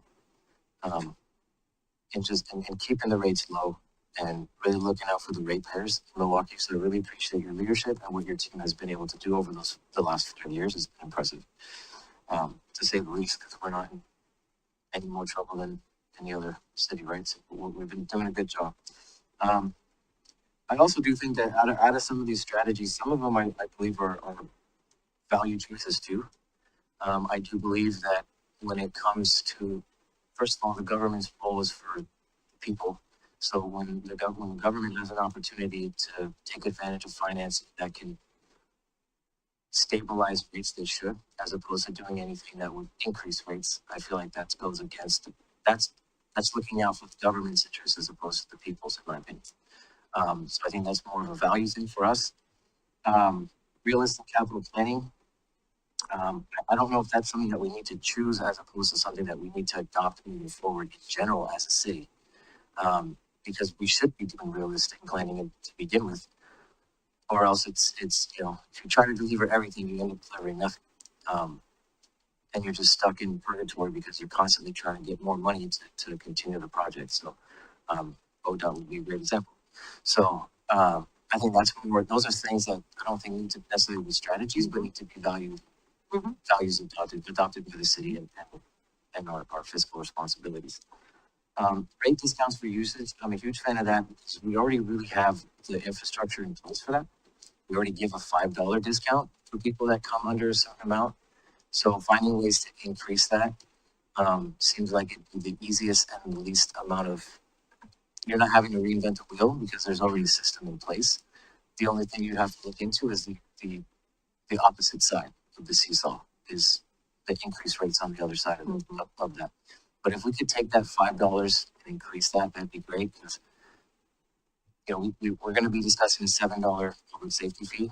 The fact that there's a $5 discount available makes that fee almost negligible, which is great, because it's almost as if people won't necessarily feel that. But if we can increase that, then you're adding that positive for people to actually put money back in their pockets. Rebate program would be fantastic. I would love to do that. I do know that that's probably gonna be the most complicated, just because it's something new. But I don't think it's something that we turn down necessarily. I still think it would be something to hold on to, because there are homes in Milwaukie currently that already do treat their water before it hits our system. Is that correct, Peter? That there's some newer homes that, because I know somebody here in Milwaukie that did that when they built their home. Are you talking about stormwater? I believe so, or right now, or stuff, yeah, right? So something like that where they're paying for that as well, you know, I mean, that should kind of be more of a common sense deal, where not double dipping and charging them twice for something that they're already providing for. But things like that, I think go a long way as well.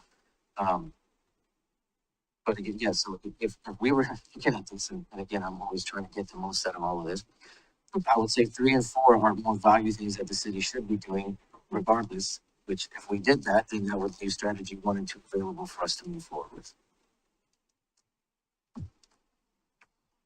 And then strategy 5.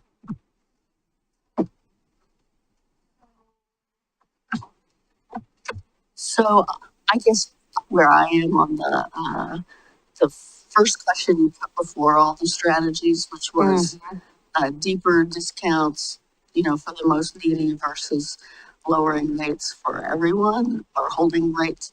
I'm on the deeper discounts for the most in need side onto that.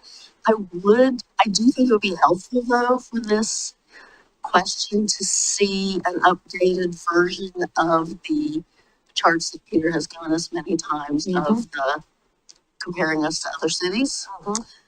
My recollection is that when you compare us to other cities, when you compare our SDCs to other cities, we're one of the lowest. But when you compare our rates to other cities, we're on the higher end. But it was certain utilities, I feel like we were on the higher end. I think when I started, we were on the higher end, and now we've adjusted closer to the middle. I think Okay. we're still on the higher end of the middle. Okay. But we can rerun those graphs. Well, I mean, I think that informs my feeling about, you know, the need for both increasing the uptake of the current system, but also thinking about deeper discounts for people, like maybe eliminating the base water, charging them with water on the consumption fee or something. I love the, you know, Councilor Kingsbury and I have talked about 3 rebate systems, and Sophie put out a call for them. I love that conceptually. I do think that could turn out to be a big staffing burden. So, I mean, I think that's just important to figure out if there are ways to do that effectively. On the debt question, I'm with Mary. I think you have to look at how much more whatever it is costs because of the debt. I was concerned. I was pretty skeptical about taking out the second tranche of safe debt because of how much interest we were paying, and that was low interest money. So taking out debt now is not like the safe debt, which was low interest money. So I do think you have to look at what the total cost of things is. I mean, I'm kind of glad we've done pay as you go for the most part, but I do see some, what do you say, the python with the bananas and all. I mean, I do see some big bites coming with the water system in particular, because when you talked about PFAS, but you didn't actually talk about a new reservoir. Right. Yeah, but I mean, we have some other things like that in the water system that it may make sense to go for debt if we can't get, appropriations money to help pay for that. So I mean, I wouldn't want to rule out debt. I wouldn't want to rule out debt, but I do think we have to be very cautious. And I think the SAFE, I'm looking forward to what you guys have to, when you take us into a deep dive on the SAFE, because yeah, the cost of, if SAFE is not, is in trouble, then that's really concerning to me.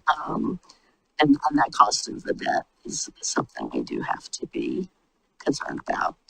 I guess, yeah, I think that's my main point.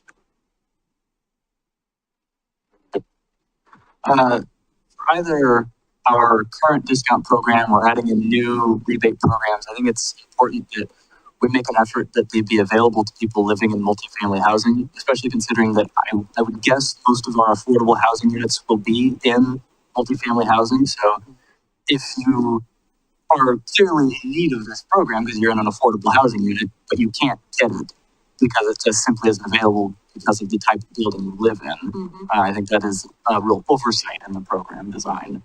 That's all I had to say. I guess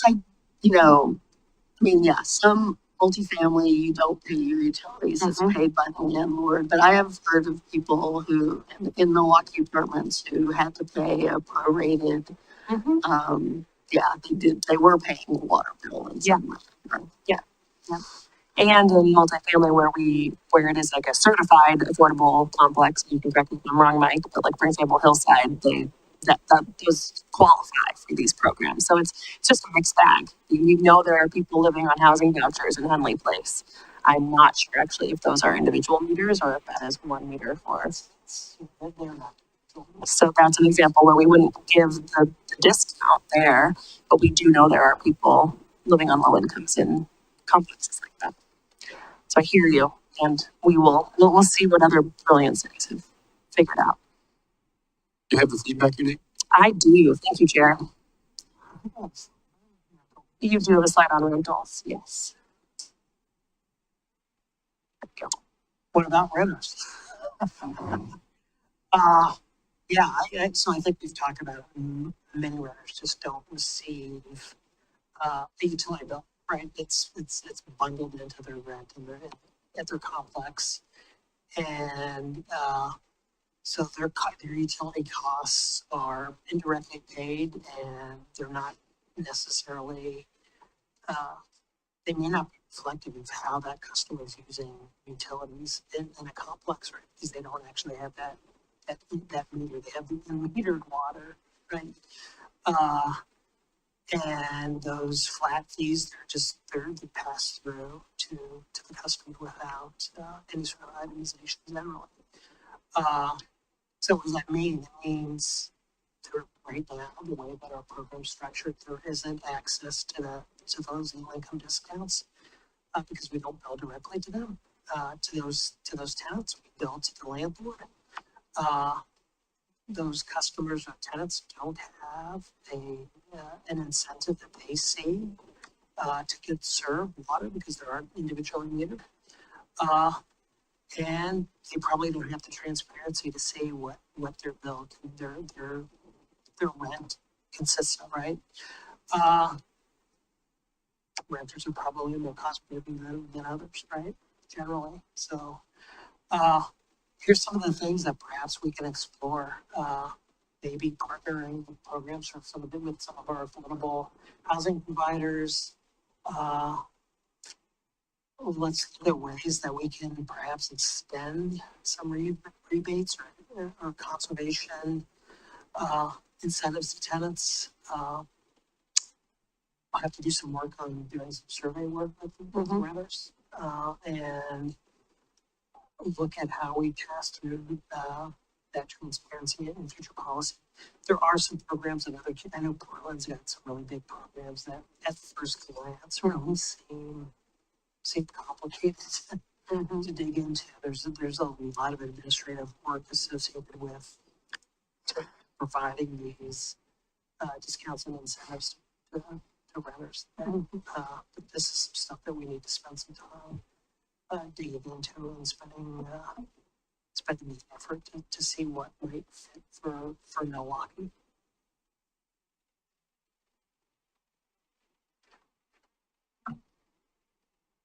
Just in this subject.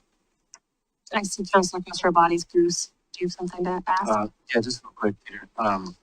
Spoiler alert for the council reports next week. Wes is actually in the middle of trying to figure out the same issue. Trying to figure out, because right now they only have about 10 to 15% of eligible households using their program, their low income program, their discount programs. So they're actually meeting with PGE to see about putting the discount on the electric bill, which I thought was interesting. Not sure how it's going to work, but they should have that flushed out, the program flushed out in September. And they're looking at expanding current programs, low income payment assistance plans, all the way to late fee forgiveness and referrals to other programs. So I don't know, you probably already talked to them. Yeah, Director Geist is going to be here in a couple of months for an update to council, but yeah, we talked to him a lot and we can definitely follow up and see what they're exploring. I think our last CUAC slide was just, again, we've thrown a lot at you. I really appreciate the feedback. But you're going to hear, you have more change points coming up. So Peter, you want to run through these and then? We're doing some rate design on water and wastewater. I had hoped that we were going to be further along in the process, but we actually sort of have paused to gather some more information, data related to our infrastructure needs for water, to make sure that we had that like tied down, that we weren't making the worst case assumptions on what the PFAS work that we were going to have to do and what those impacts were. So, the original projections hadn't factored in using safe drinking water loan funds that have low interest and forgivable principal.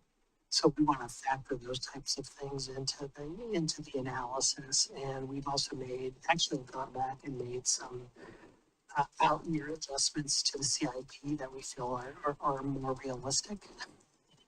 And take a look at what that has. And I think we're scheduled to be here and to talk with this fall with the CUAC in November, and then follow up with council as well after that meeting on the water and the wastewater rate study. Want to work with CUAC to reschedule our good neighbor discussion here in the next couple of weeks. We have some recommendations there. And then community survey, there's going to be some pointed questions related to affordability and that, and then we're going to be working on our budget for the next biennium as well. So it will be this opportunity for CUAC to continue to have those touch points there.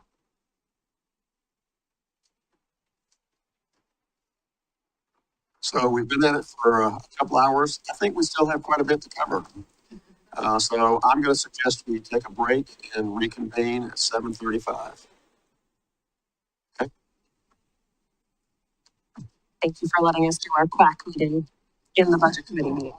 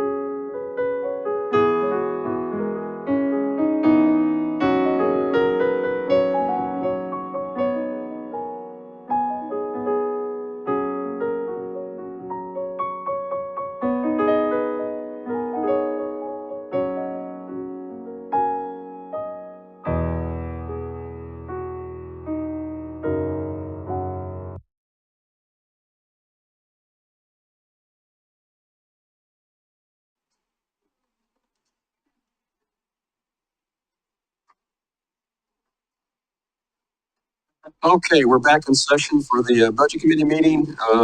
Next up will be Michael Osborne, who'll present the fourth quarter FY 2025 report. Thank you. Glad to be here after the seventh inning stretch for tonight. Thanks everybody for being patient. I'm gonna kind of take us through the FY 25. We just finished the fourth quarter of the first fiscal year. So just as a reminder, this is for period ending 6/30/2025, about a month ago. These are unaudited numbers, so I've already changed a couple of these numbers that you've seen in your quarterly report. I'll go over those as we talk about them. And then as we put the meeting packet out again, we'll revise it to update those numbers as well. But I just want everybody to know that we're continuing to go through our year-end process, accruals, prepaids, and work papers. So we're making adjustments. So these are all just a work in progress.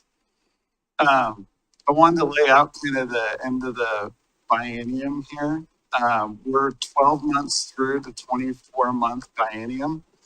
As I said, we're closing the books for fiscal year 2025. Our auditors from Baker Tilly, which was formerly Moss Adams, they had a name change, were out here last week and completed their interim field work. That's usually just they're looking at processes and doing sample test sizes before they come out for their final audit.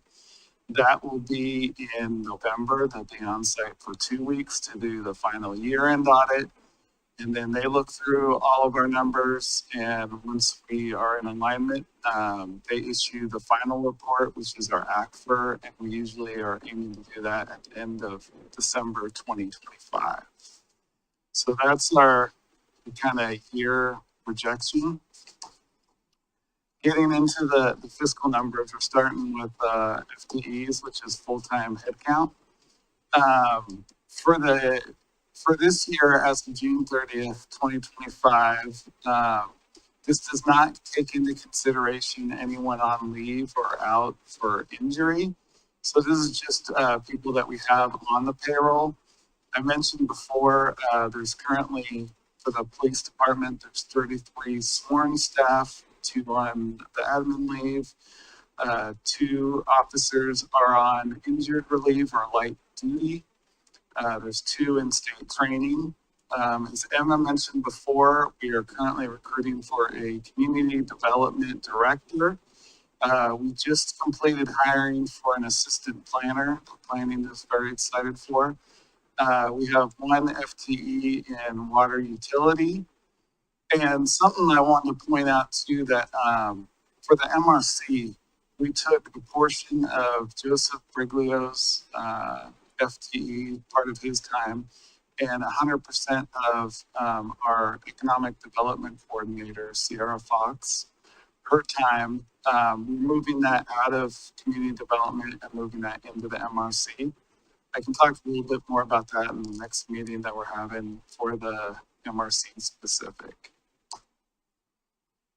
Our fund summary balance for 2025, overall, there's a decrease of $10 million. A majority is based on CIP projects, as we talked about. Seems there's $3 million decrease in transportation, water fund, and stormwater funds, which make up a majority of this. These, when you're looking at projects, there's the planning stage, there's the doing stage, and then there's a final stage, which is the payment stage, and you're turning up all the project dollars. So some of these we've just completed or are completing projects in Washington Street, Main Street, the Stanley Reservoir, updating SCADA. So all of this stuff is nearing an end, and we're closing out those bills. We're just now beginning our Knoll North project. That's starting to ramp up, so we're starting to see bills for that. This is an example of why we have healthy funds in these utility balance funds so that we can pay for these kind of with the money that we've kind of stockpiled in these funds. So to me, it's kind of a positive that we see it going down because we see work coming, fruition coming through it. But for the general funds, sorry, I skipped up there. Yeah, so the general fund is on track with what we projected in the budget. So we knew, you've seen our forecast, we lovingly referred to jaws of death. We knew we would spend more than we were bringing in. And actually, Michael and I checked it today, we expected we'd be right at that 3 million decrease between FY 25 and the beginning of 26. So it's expected. I think it's good news that it's not bigger than they expected. And Mike's going to talk a bit about some encouraging trends we're seeing in the revenue side, but also the continued need for financial stability as we've been talking about for the year. If I was kind of to make a title for the budget this year, or for the general fund this year, it's kind of been on budget. I mean, how we've been looking at it, our revenues are at 101%, our expenditures are at 97%, which to me is, thankfully, we did a good job budgeting, but we don't have a lot of margins within that, so it's pretty tight. Starting out, I wanted to start with the general fund revenues. Property taxes have come in at 101%. That's pretty good, and it's a pretty solid source of revenue. Franchise fees, I'm going to get into in a second. Intergovernmental, right on par with what we were budgeting. Fines and forfeitures, I'll talk a little bit about this in public safety fee, but police are issuing a lot of tickets, and that means increased court presence. So we're seeing revenue based from that increase. Licensing permits, parking, business registration are all trending above what we budgeted. Investment earnings has been going wild last year. That trend is going to stop. LGIP has come down, I think, into the low fours. So I don't see us bearing the same fruit that we've been seeing over the past couple of years on that. Miscellaneous revenues, that number looks big, but in reality, we had payments from CIS for insurance payments that we've collected on. There's a payment from Clackamas County Fire Department. They were paying they shared the building with the public safety police department. And that was kind of part of their utility payments coming in. We had a lot of grant payments come in over the last fourth quarter, and there was some body worn camera grant footage that came in, or grant reimbursement that came in for that. So that all totaled out to about 200,000, which on a budget of 20,000 makes for a high anticipated, but in realistic, it's not a huge amount. But the big number I look at is the total revenues were 101% of what we anticipated. So we did a pretty good job of anticipating revenue. And transfers, that's just a timing delay. As Mike said, we're still in the fiscal year closeout, so transfers will get true up. I wanted to bring this to your attention. Last year, council voted to increase the right-of-way fees on PGE and Northwest Natural from 5% to 8%. That we're seeing here that it's bearing fruit in fiscal year 2025. There's been significant increases in both of those. We've captured a lot of we've received a lot of the funds from PGE and Northwest Natural, but we're in the process of closing those out to make sure kind of where they finalize. But this is just a healthy trend that those increases last year really did help general fund. Unfortunately, for the downtrends are in Comcast. One is we see a lot of cord cutters. Cable fees are going down. You see that trend falling. The other is in telecoms. I'm trying to understand why such a significant increase. In 2020, we had a designated person for, that was on telecoms and franchise fees.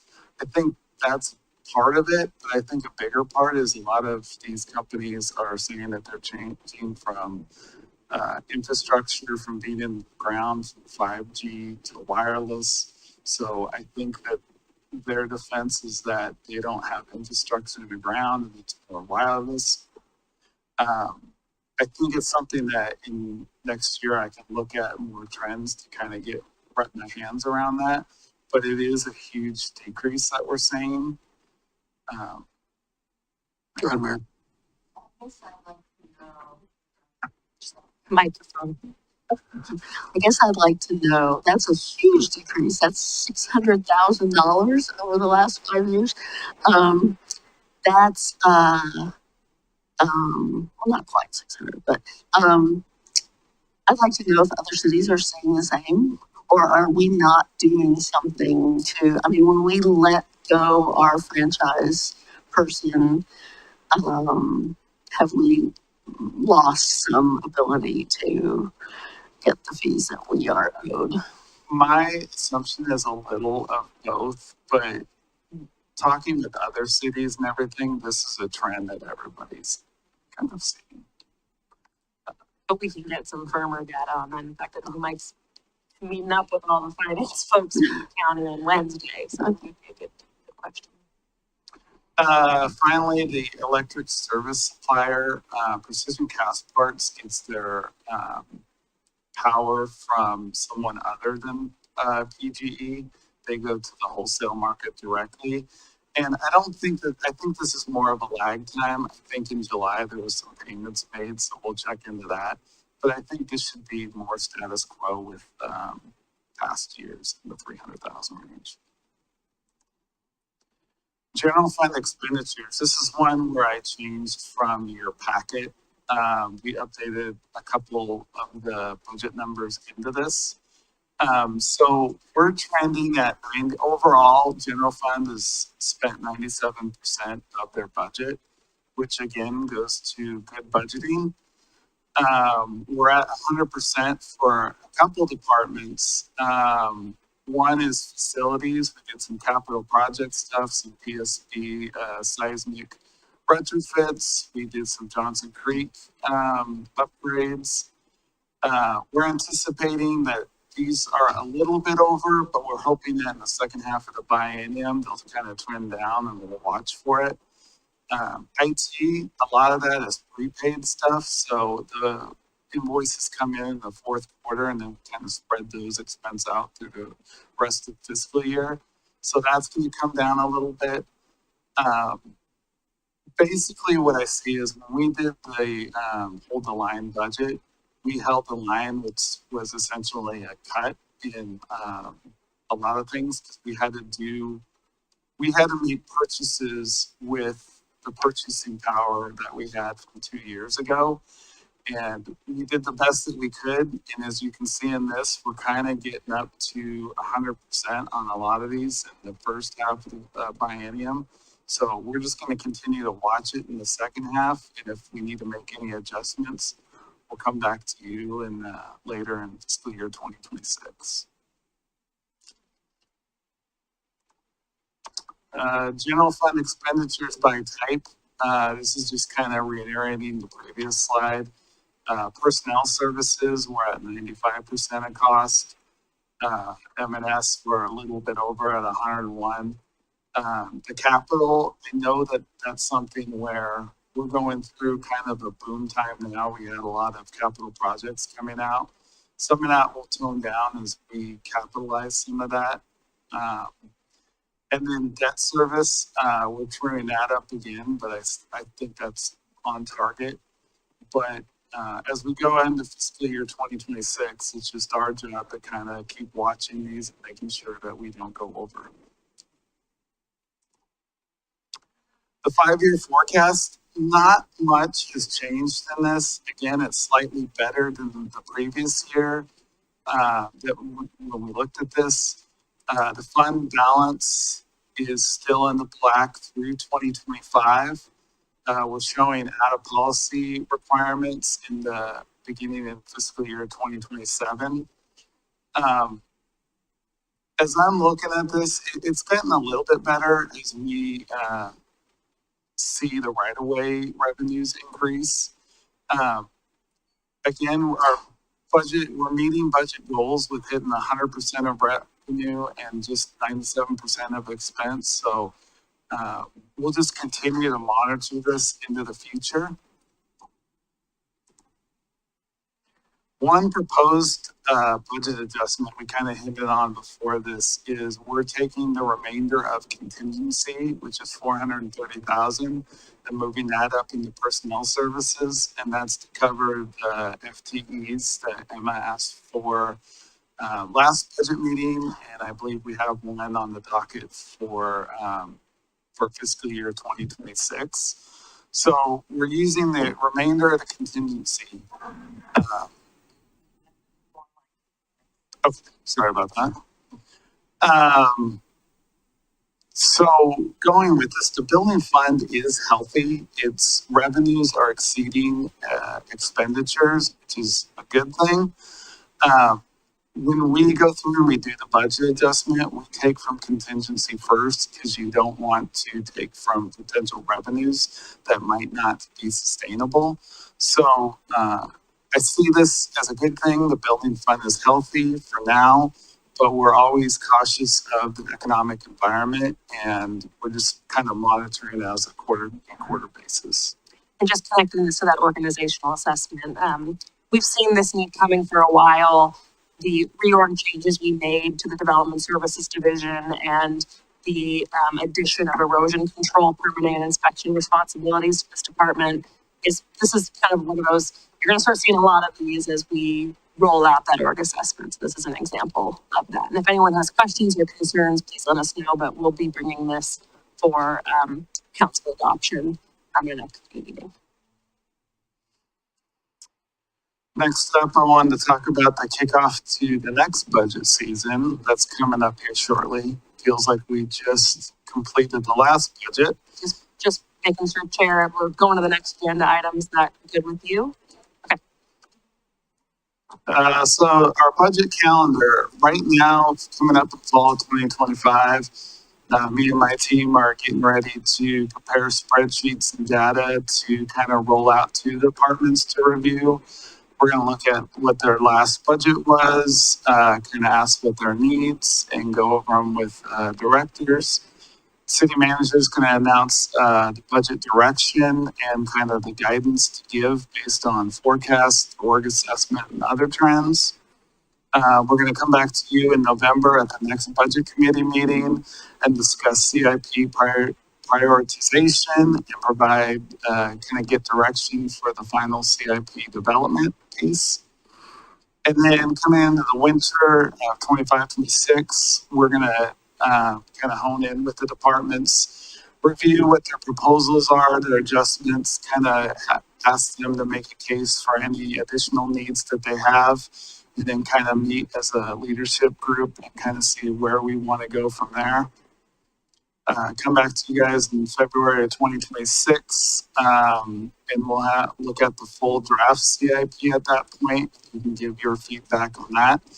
Jen from engineering will come with Peter and kind of roll out the whole CIP 5-year wish list that we have.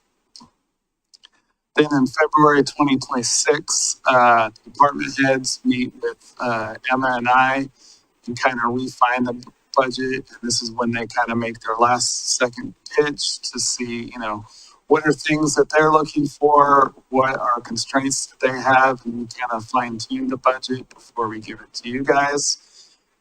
In March 2026, Emma and I get together and kind of look at everything, pencils down, and kind of hone it in on what we want to present to the budget committee.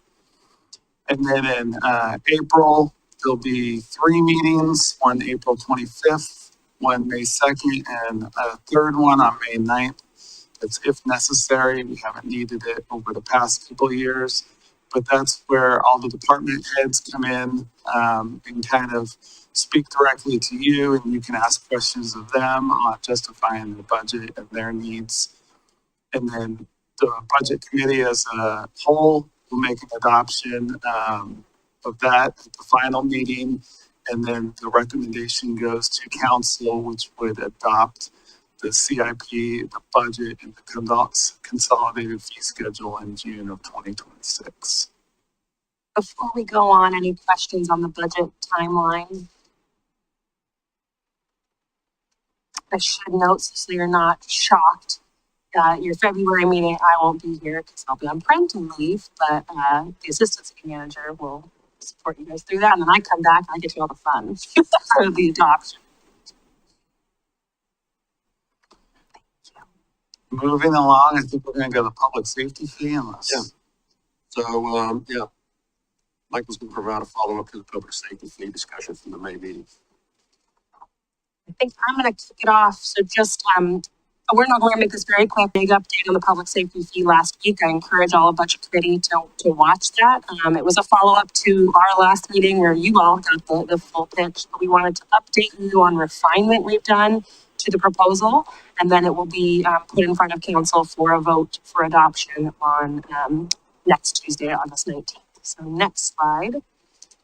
As a reminder, this all started a year ago when Michael and I came to you with the budget to adopt, and we daylighted the general fund crisis that we were seeing and the three-part financial stability strategy. I think the quarterly has shown you the payoff of two parts of that strategy, stabilizing costs and maximizing existing revenue streams. There's still some work to do there, but this third piece is still needed, new revenue streams. And we didn't want to just go and say money for money's sake. We did a big audit of our general fund and said, what are the places where service gaps and potential cuts are most acute? And it was very apparent as we did that audit that it was across what we call our public safety continuum of care. So this isn't just our police department. These are all the departments that support the way we provide public safety services, whether that is emergency response or it is compassionate behavioral health support. We talked a lot about the library today, which frankly serves as a day shelter for many folks in our community. And it also stretches on to the accountability side of our public safety system, which is our municipal court, which currently has one staff member. So looking at all of that, that's what keeps Michael and I up at night. If we can't get our arms around this general fund problem, we are going to experience cuts in those services. And we actually can't, we need to invest more rather than be talking about cutting. Just talking about the police department, and we've got a one-pager for you back there if you'd like it. If you look at the last 5 years, our calls for service to the police department have increased 21%. We haven't added a single FTE. We did add a sworn officer. We did add one behavioral health specialist, Glenn, who's amazing. Glenn in 1 year had 528 contacts with individuals needing behavioral health support. That's one individual who works for TENS. So the demand is there. The demand is not going to slow down. There are many things in our community that we are so excited about. The increase in affordable housing, increase in social services like the upcoming stabilization center, but those are just going to add more demands for our public safety, continuum of care, and we cannot resource those if we aren't able to provide more investment. So what do we want to add across that? We want to add an additional behavioral health specialist, another Glenn, who can do 528 more touch points in a year and cover behavioral health crises are a 24/7 activity. Glenn works Monday through Thursday. What do my library folks do on the weekends when they need someone desperately? They're not sexual workers.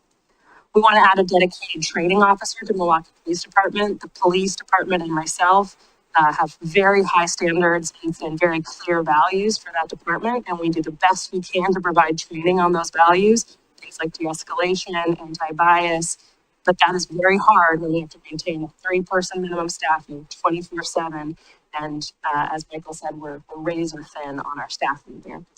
We'd like to add 2 more patrol officers to help maintain Milwaukee's very good average response time, but also curb our use of overtime in the department, which has been necessary to maintain those minimum staffing levels. We'd like to add more support for the library. I get daily incident reports, safety incidents, and the staff there again are tremendous, and they are not police officers, they are not social workers, and I think we need more capacity in that building to keep it a safe place. And then finally, we need more support from municipal court. We've got great questions from council on exactly how many FTE are you going to add in each of these places? And I was cagey and I said, I'm happy to share the assumptions behind this. And I will do that in a second of how we got to this sort of 900K to 1 million target. But I do want to be really clear that we will respect the budgeting process. And so I will bring any ask for new resources to this committee the way that we have done that. And this is our wish list right now. And again, I'm going to tell you what underpins it, but I also, reserve the right to, if the needs slightly change or the exact FTE we in these spots might alter, I want to share that transparently with you too. So just what did we base our assumptions on? We based it on one, full-time behavioral health specialist, additional, that would cover some weekends. One sergeant level officer of MPD for training, 2 entry-level patrol officers, a library assistant 1 and a library assistant manager, and 1 deputy court clerk. We got some questions also at the council about, does that really equal 1 million? And we double checked, it does.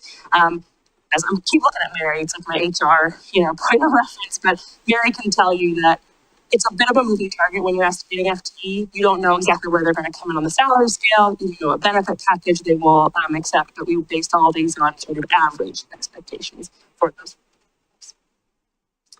So that's what we need.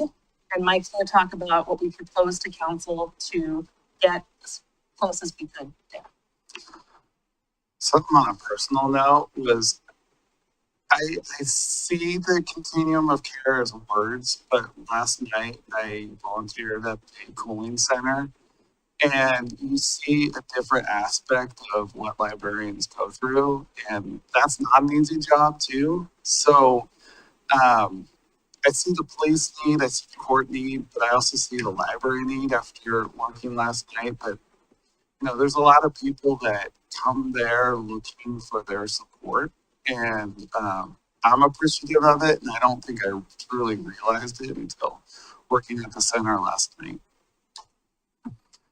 A couple things to start off with. As some of you know, I'm a resident of Milwaukie, so I think about driving in, like adding another fee. That's a big deal to me, and I feel that this is something that is truly needed. As Emma said, it kind of keeps up at night as with public safety, the continuum of care, how are we going to fund that? And a couple questions I've gotten as we've done kind of road shows is, why are we using our utility fee and our water fee to fund this? And the answer is, there's a couple things. One is property tax increase. It's a long process to get to that. There's voter approval. There's also, it takes 2.5 years to get through that, to get revenue that at the end of the process. So it's not an easy mechanism. With the utility fee, by going this route, council can add it by adding it to the consolidated fee schedule. This is modeled much like the SAFE fee, where it's, I'll get into kind of how we are mapping it out in a minute, but it's much like SAFE. This is something that can be adjusted by council vote on a yearly basis. So if we see like the trends, things improve and we're making strides that we don't need as many police officers, then we can kind of scale that back. If it goes the other way, we can scale it forward. It's something that the council can look at and set rates based on need on a yearly basis, rather than property tax, which is kind of like an all or nothing approach. And the final thing is kind of, Emma's made the point of, we need to treat public safety like we do other infrastructures. And with utility, when there's, you need to add more infrastructure or add more work, employees, you can adjust the rate to model what your needs are.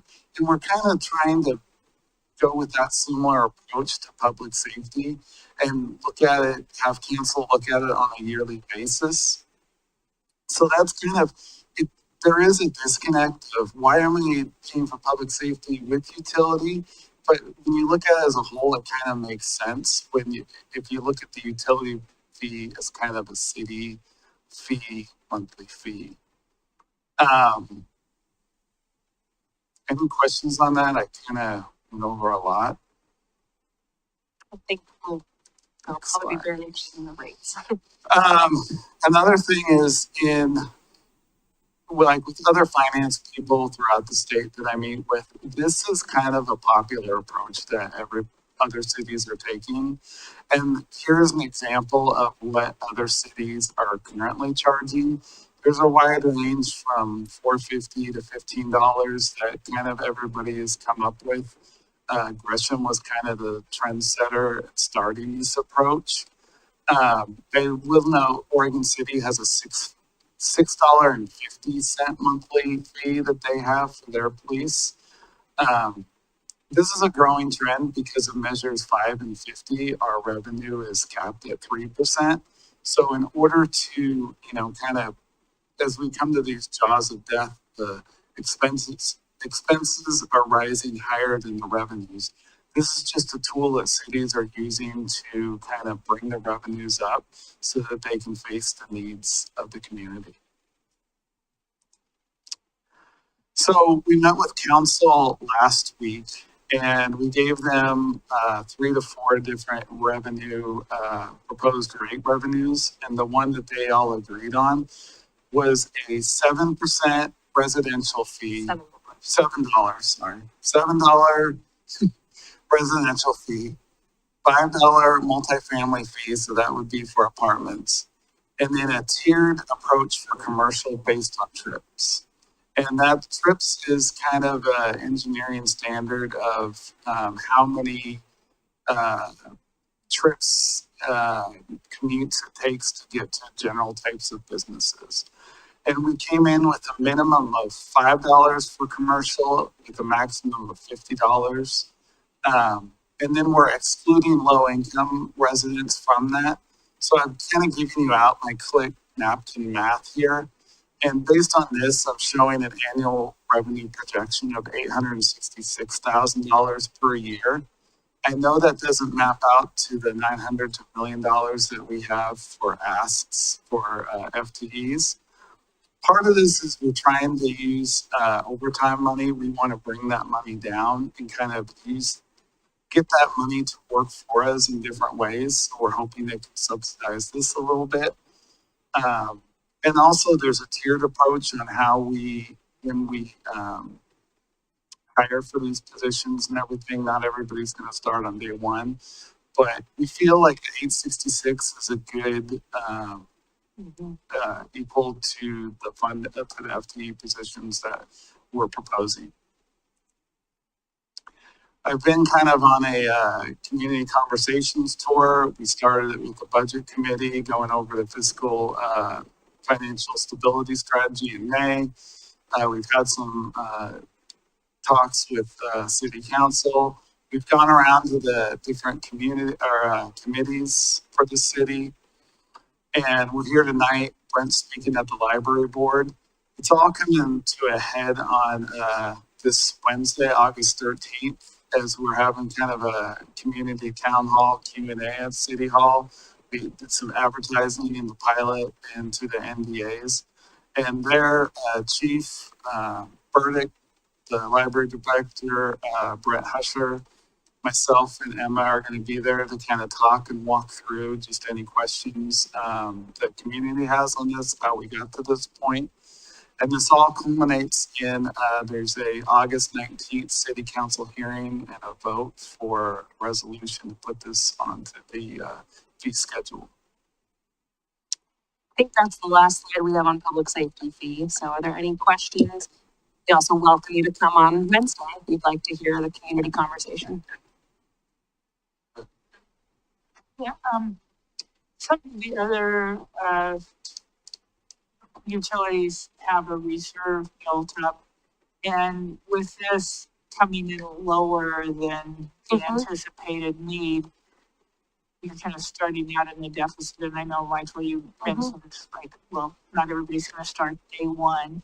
So I'm wondering, what's the anticipated timeline for starting receiving the fees and then for actually starting the hiring, and can that hiring be staggered in such a way that it creates a little bit of a reserve because personnel services will go up next year? Yeah, excellent question. So our proposal, if this is adopted next week, is we get to work right away, getting it ready to launch on the utility bill, aiming to do that October or November.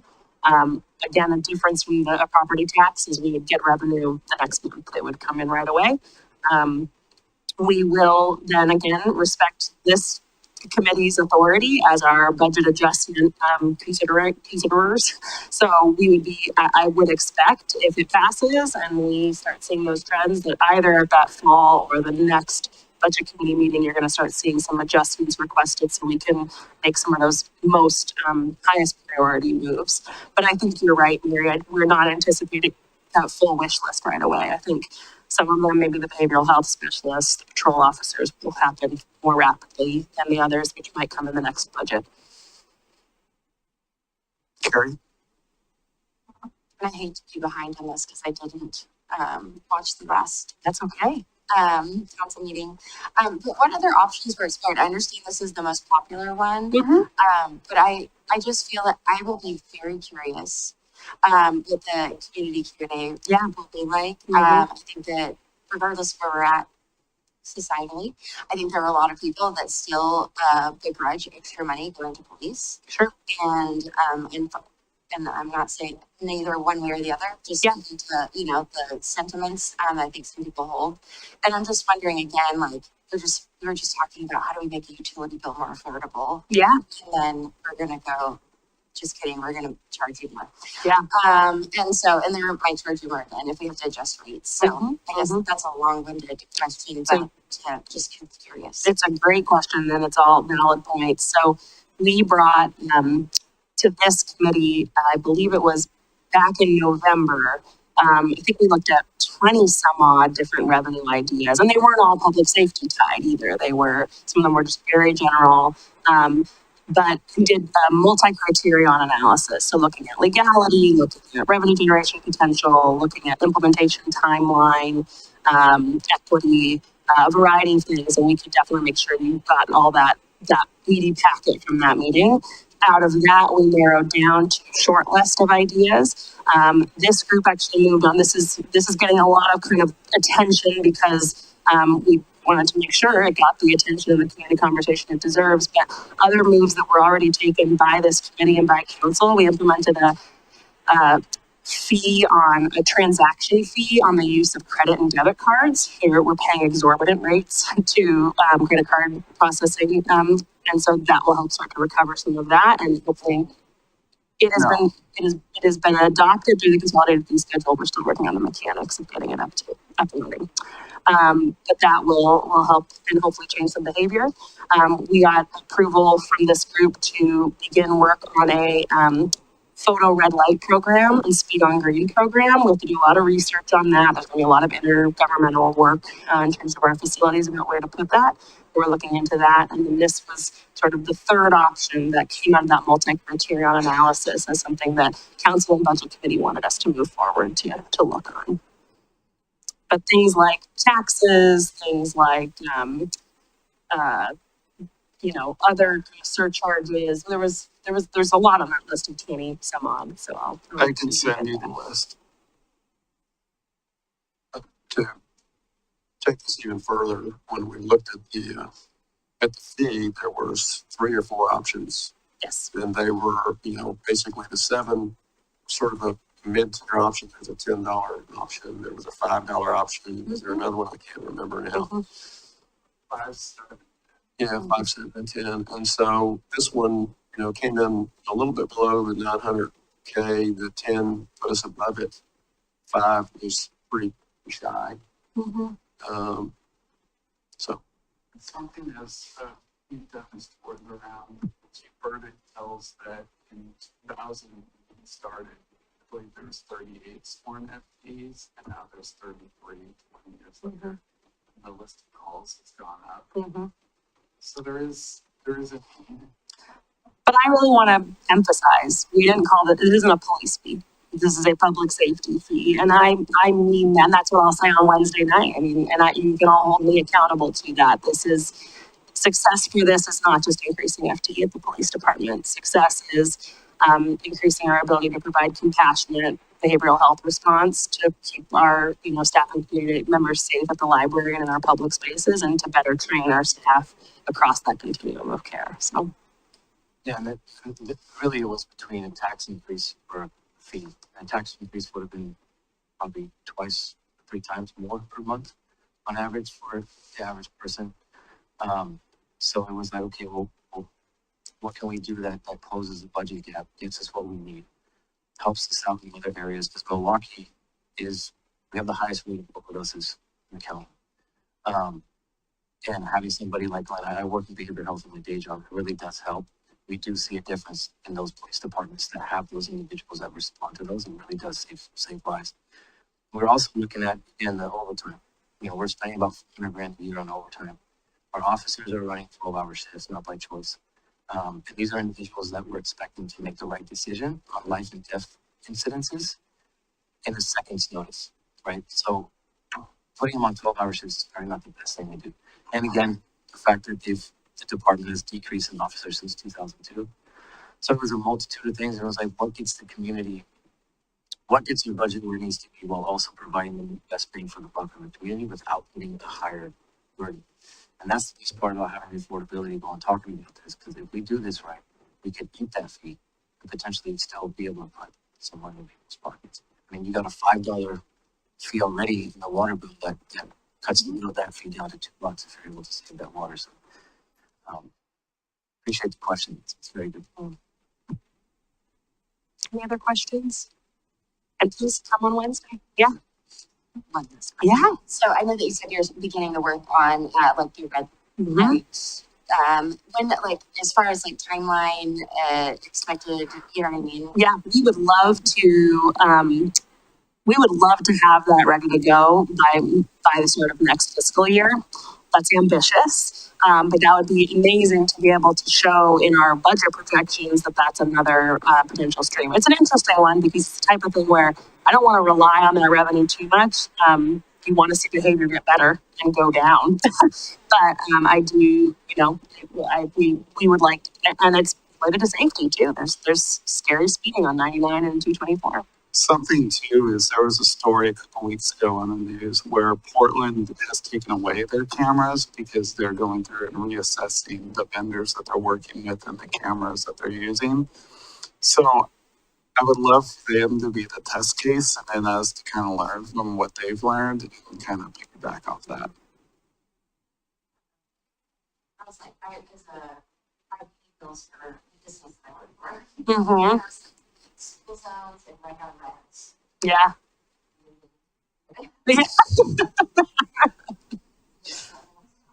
Yes. Where? Just a reminder on microphones.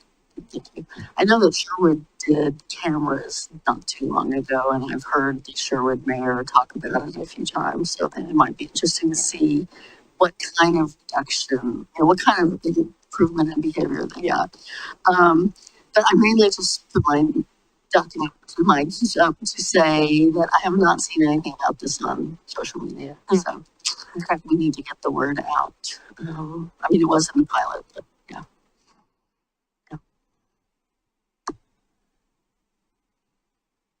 Okay.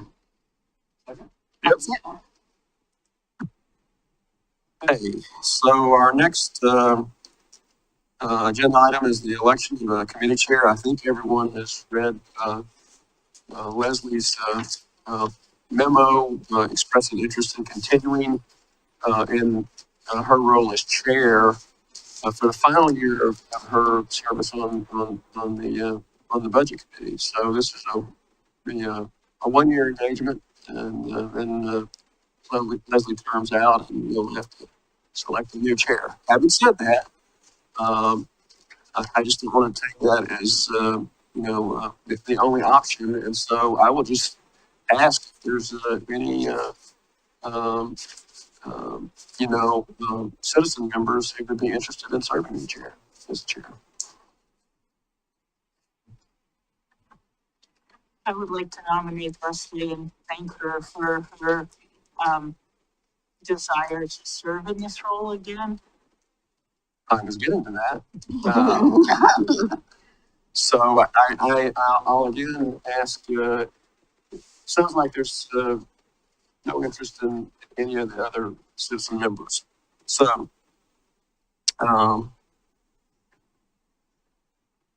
at this point, I'll declare the nominations closed. I'll entertain a motion to elect the committee chair. So if someone would just say, I move to appoint Leslie Schochner to serve as budget committee chair, then we will have fulfilled the role. I move to appoint Leslie Schochner as the budget committee chair. Thank you so much. Is there a second? I second. So the motion on the floor is for Leslie Schochner to serve as the budget committee chair. Any further discussion? Hooray, Leslie. Thank you for that discussion.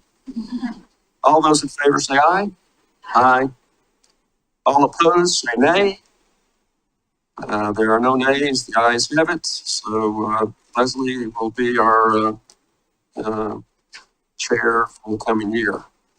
There was mention that in the past, it was, well, let me first of all say the city code and charter is silent pretty much on the vice chair. So that has traditionally been a member of the city council who served as the vice chair. So I've served in that role. It's especially with Leslie, who doesn't miss much meetings. It's a potted plant role. This is my first night as not the potted plant. And so I will again entertain any interest by members of the city council to serve in that role. Well, that's a good question. Could I play devil's advocate here? Since it's Leslie's last year, it might be helpful to train up someone to, inevitably, she will not be chair next year. So if anyone on the citizens, or one of the citizens board members wants to do it, I would be fine with them. I'll also be fine with it. So I don't think any of the code or charter addresses this.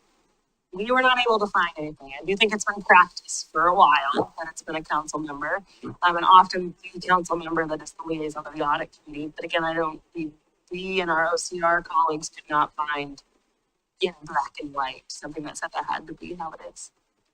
So this is a sort of a little bit of a different issue. And so it's kind of like, well, I'm not willing to take on the role while Leslie's here, but they might be willing to take on the role in. It's an interesting point. I'll defer to you, Robert. If you want to be vice chair, that sounds good. Otherwise, I'll turn to all the folks around here and say, who wants to be vice chair? I think this is an interesting discussion.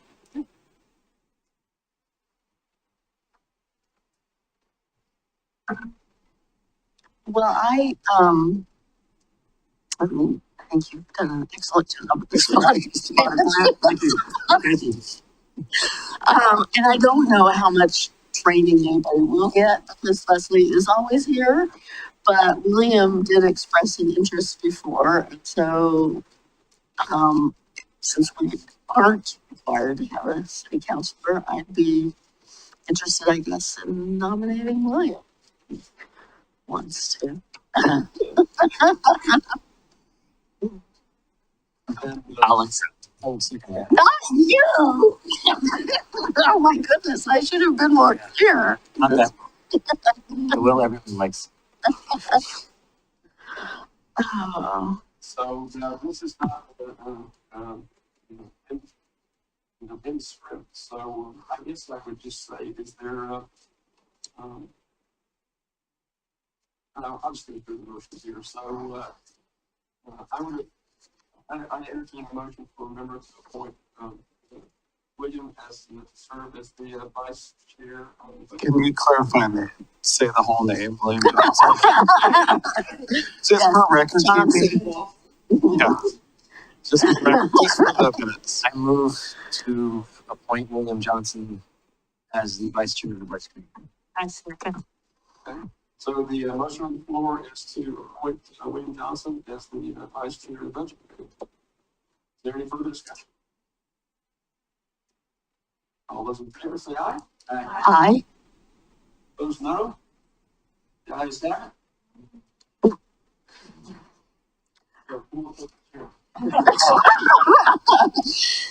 So in that case, do we need to now select a council member to be liaison to the audit committee, or is that? I nominate Councilor Massey. I think because via your committee assignments process, council, you designated Councilor Massey as your liaison, and he shows up at every budget committee meeting. I think we're covered. Okay, fair enough. Fair enough. Who's ready for another meeting? Yeah.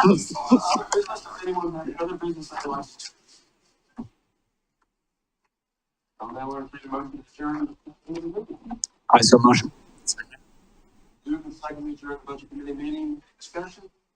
Seeing none, all those in favor say aye. Aye. The ayes have it. We will now prepare to reconvene the MRC budget committee. It's just a little bit of time to transition to the new programs of No, I didn't get that, Michael. This will be a shorter meeting.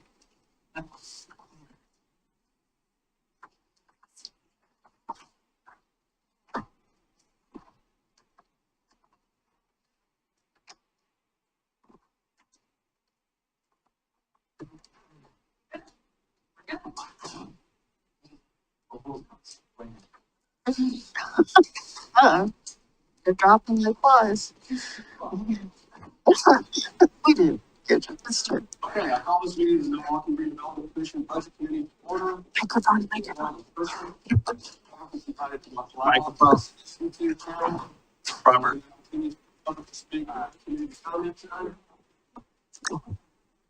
When written comments may be submitted by email to finance@milwaukeeoregon.gov. When it is time to make public comments, staff will monitor the comment cards and email inbox. We will take comments in the order they're received and seen. Spanish translation services are available on request. The public is asked to request translation services at least 48 hours before any meeting. Translation services are also available in other languages on request. I think we don't need an introductions again because we've already done that and no one has really changed.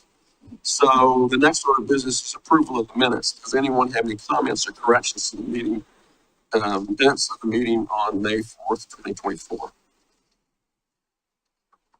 Well, what?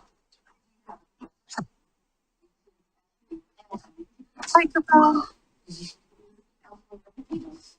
Microphone.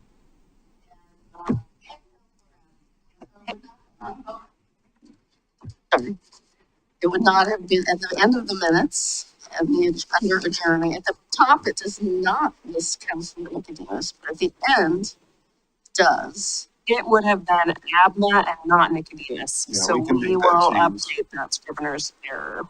Okay. Thank you. Thank you for that correction, Mayor. Okay, with that one edit, I'll entertain a motion to approve the meeting minutes from May 4th, 2024. I move the meeting minutes as amended. I second. Any discussion? Seeing none, all those in favor say aye. Aye. Those opposed, nay. The ayes have it. Next, Financial Director Michael Osborne will present the proposed supplementary budget for the Milwaukie Redevelopment Commission. Thank you. First, I just wanted to take a brief look at MRC's 2025 fiscal year, and these are unaudited numbers. The big thing that comes out to me is property taxes came in above budget at 125%. I think a lot of that is due to a lot of the growth that's happening within the middle district. So you kind of see that their property tax values are using to increase this, and that's where we get the extra 25%. Also, too, they've had windfall of investment income, which has been exuberant in this case, but is unlikely to not continue. We're going through, and in my next budget adjustment, it's kind of, the MRC is kind of a new tool that we've used over the last couple of years. Financially, we don't have a lot of GL accounts, project descriptions for it. It's kind of old stuff, just personnel services, M&S, capital. So we're trying to use it to break it out more. And this is the old approach that we're looking at here. But if we go forward on my adjustment, Joseph and Sierra have gone through and put together a proposal where they want to add a marketing and tourism account, miscellaneous suppliers account, little equipment things under $10,000, and then add to business improvement grants. So the overall ask that they're looking is a net of 0, but they're looking to take 1.25 million from the construction in progress, which currently we don't have anything earmarked for that fiscal year 25 and beginning of 26. And we want to pivot to these different line items. And the big one is the business improvement grants that I think Emma's one to talk about. Yeah, so we've given out, we had budgeted $600,000 in total in professional and technical services at the beginning. And that, again, as Michael said, was not split out, but it was pretty much all earmarked for grants. We've given out $600,000. It's been great. You can feel it palpably in the downtown.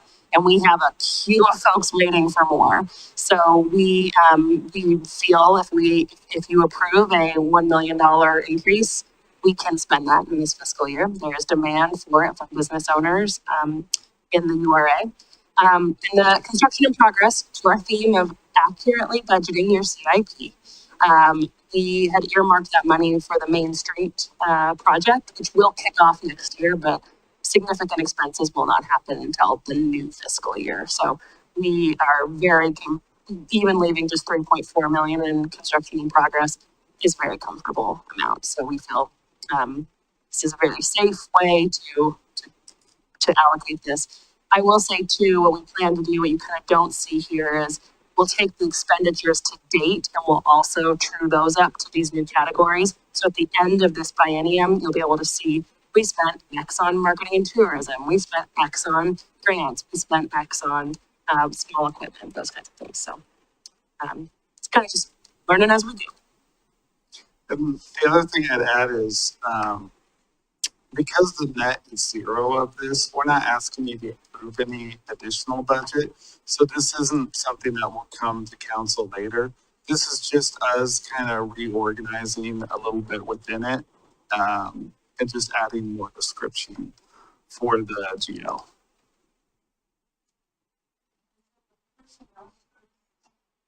Is Sierra plus a portion of Joseph's time? Portion of Joseph, and as Adam Moore begins to work more on the Kellogg project or potentially Milwaukie Bay Park, we've got plans to build that team. Pretty much projects that are done in the URA, we are trying to offset some general fund by charging inappropriately. So is this effectively doubling the improvement?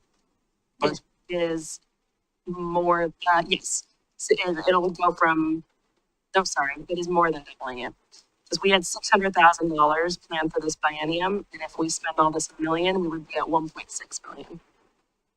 Yeah, So yeah, okay. Yeah, I was talking about, in the biennium, year to year, it's doubling. Year to year, it is doubling. Yeah, okay. And it's very exciting to see that level of demand.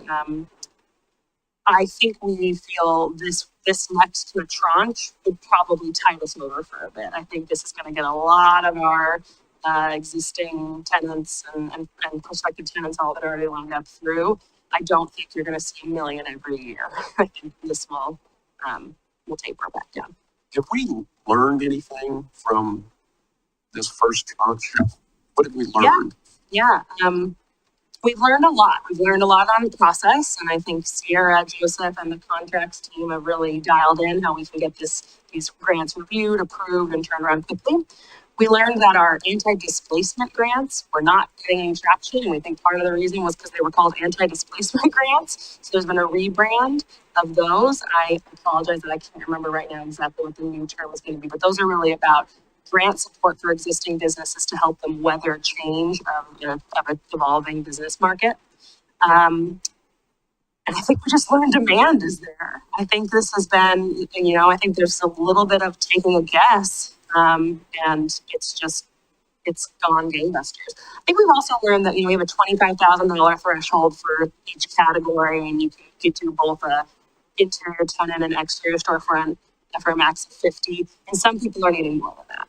So there's discretion in the program that allows the executive director of the MRC to make those calls. We've tried to be pretty frugal because we didn't want to spend all of our money on 2 projects. But I think this inflex would allow for more of those somewhat larger projects. Something that I've seen like usually is Decibel, the building that they have to the left of their building. Part of that was helped through this grant, so they're able to make a bigger space for them to host more things and do more. So I think this is bearing fruit of it's, you're planting the seed with the money that's hopefully bringing more business to the community. So that is an expansion of Decibel that used to be I don't remember what it was before. Yeah. Yeah. It's going to be a performing space.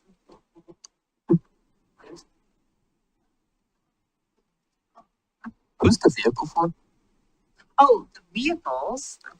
It's, we're wanting to add in FY 26, the police would like to get another motorcycle to do traffic downtown on Main and McLaughlin. So it's for it's for a PD vehicle. Is that allowable use of MRC funds? It is.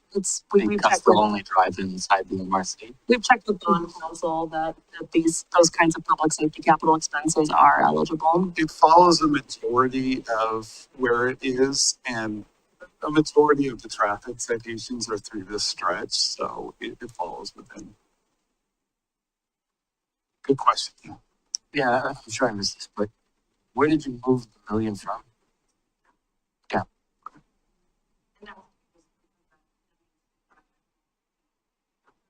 Yeah. Okay. Yeah, thanks.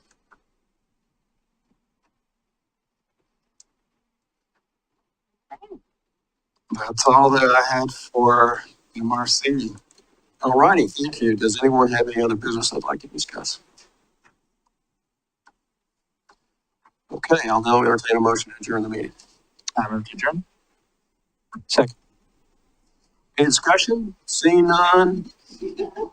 All those in favor say aye. Aye. Opposed say nay. The motion still carries. And just so you know, Carrie, this is not normally how long that they go.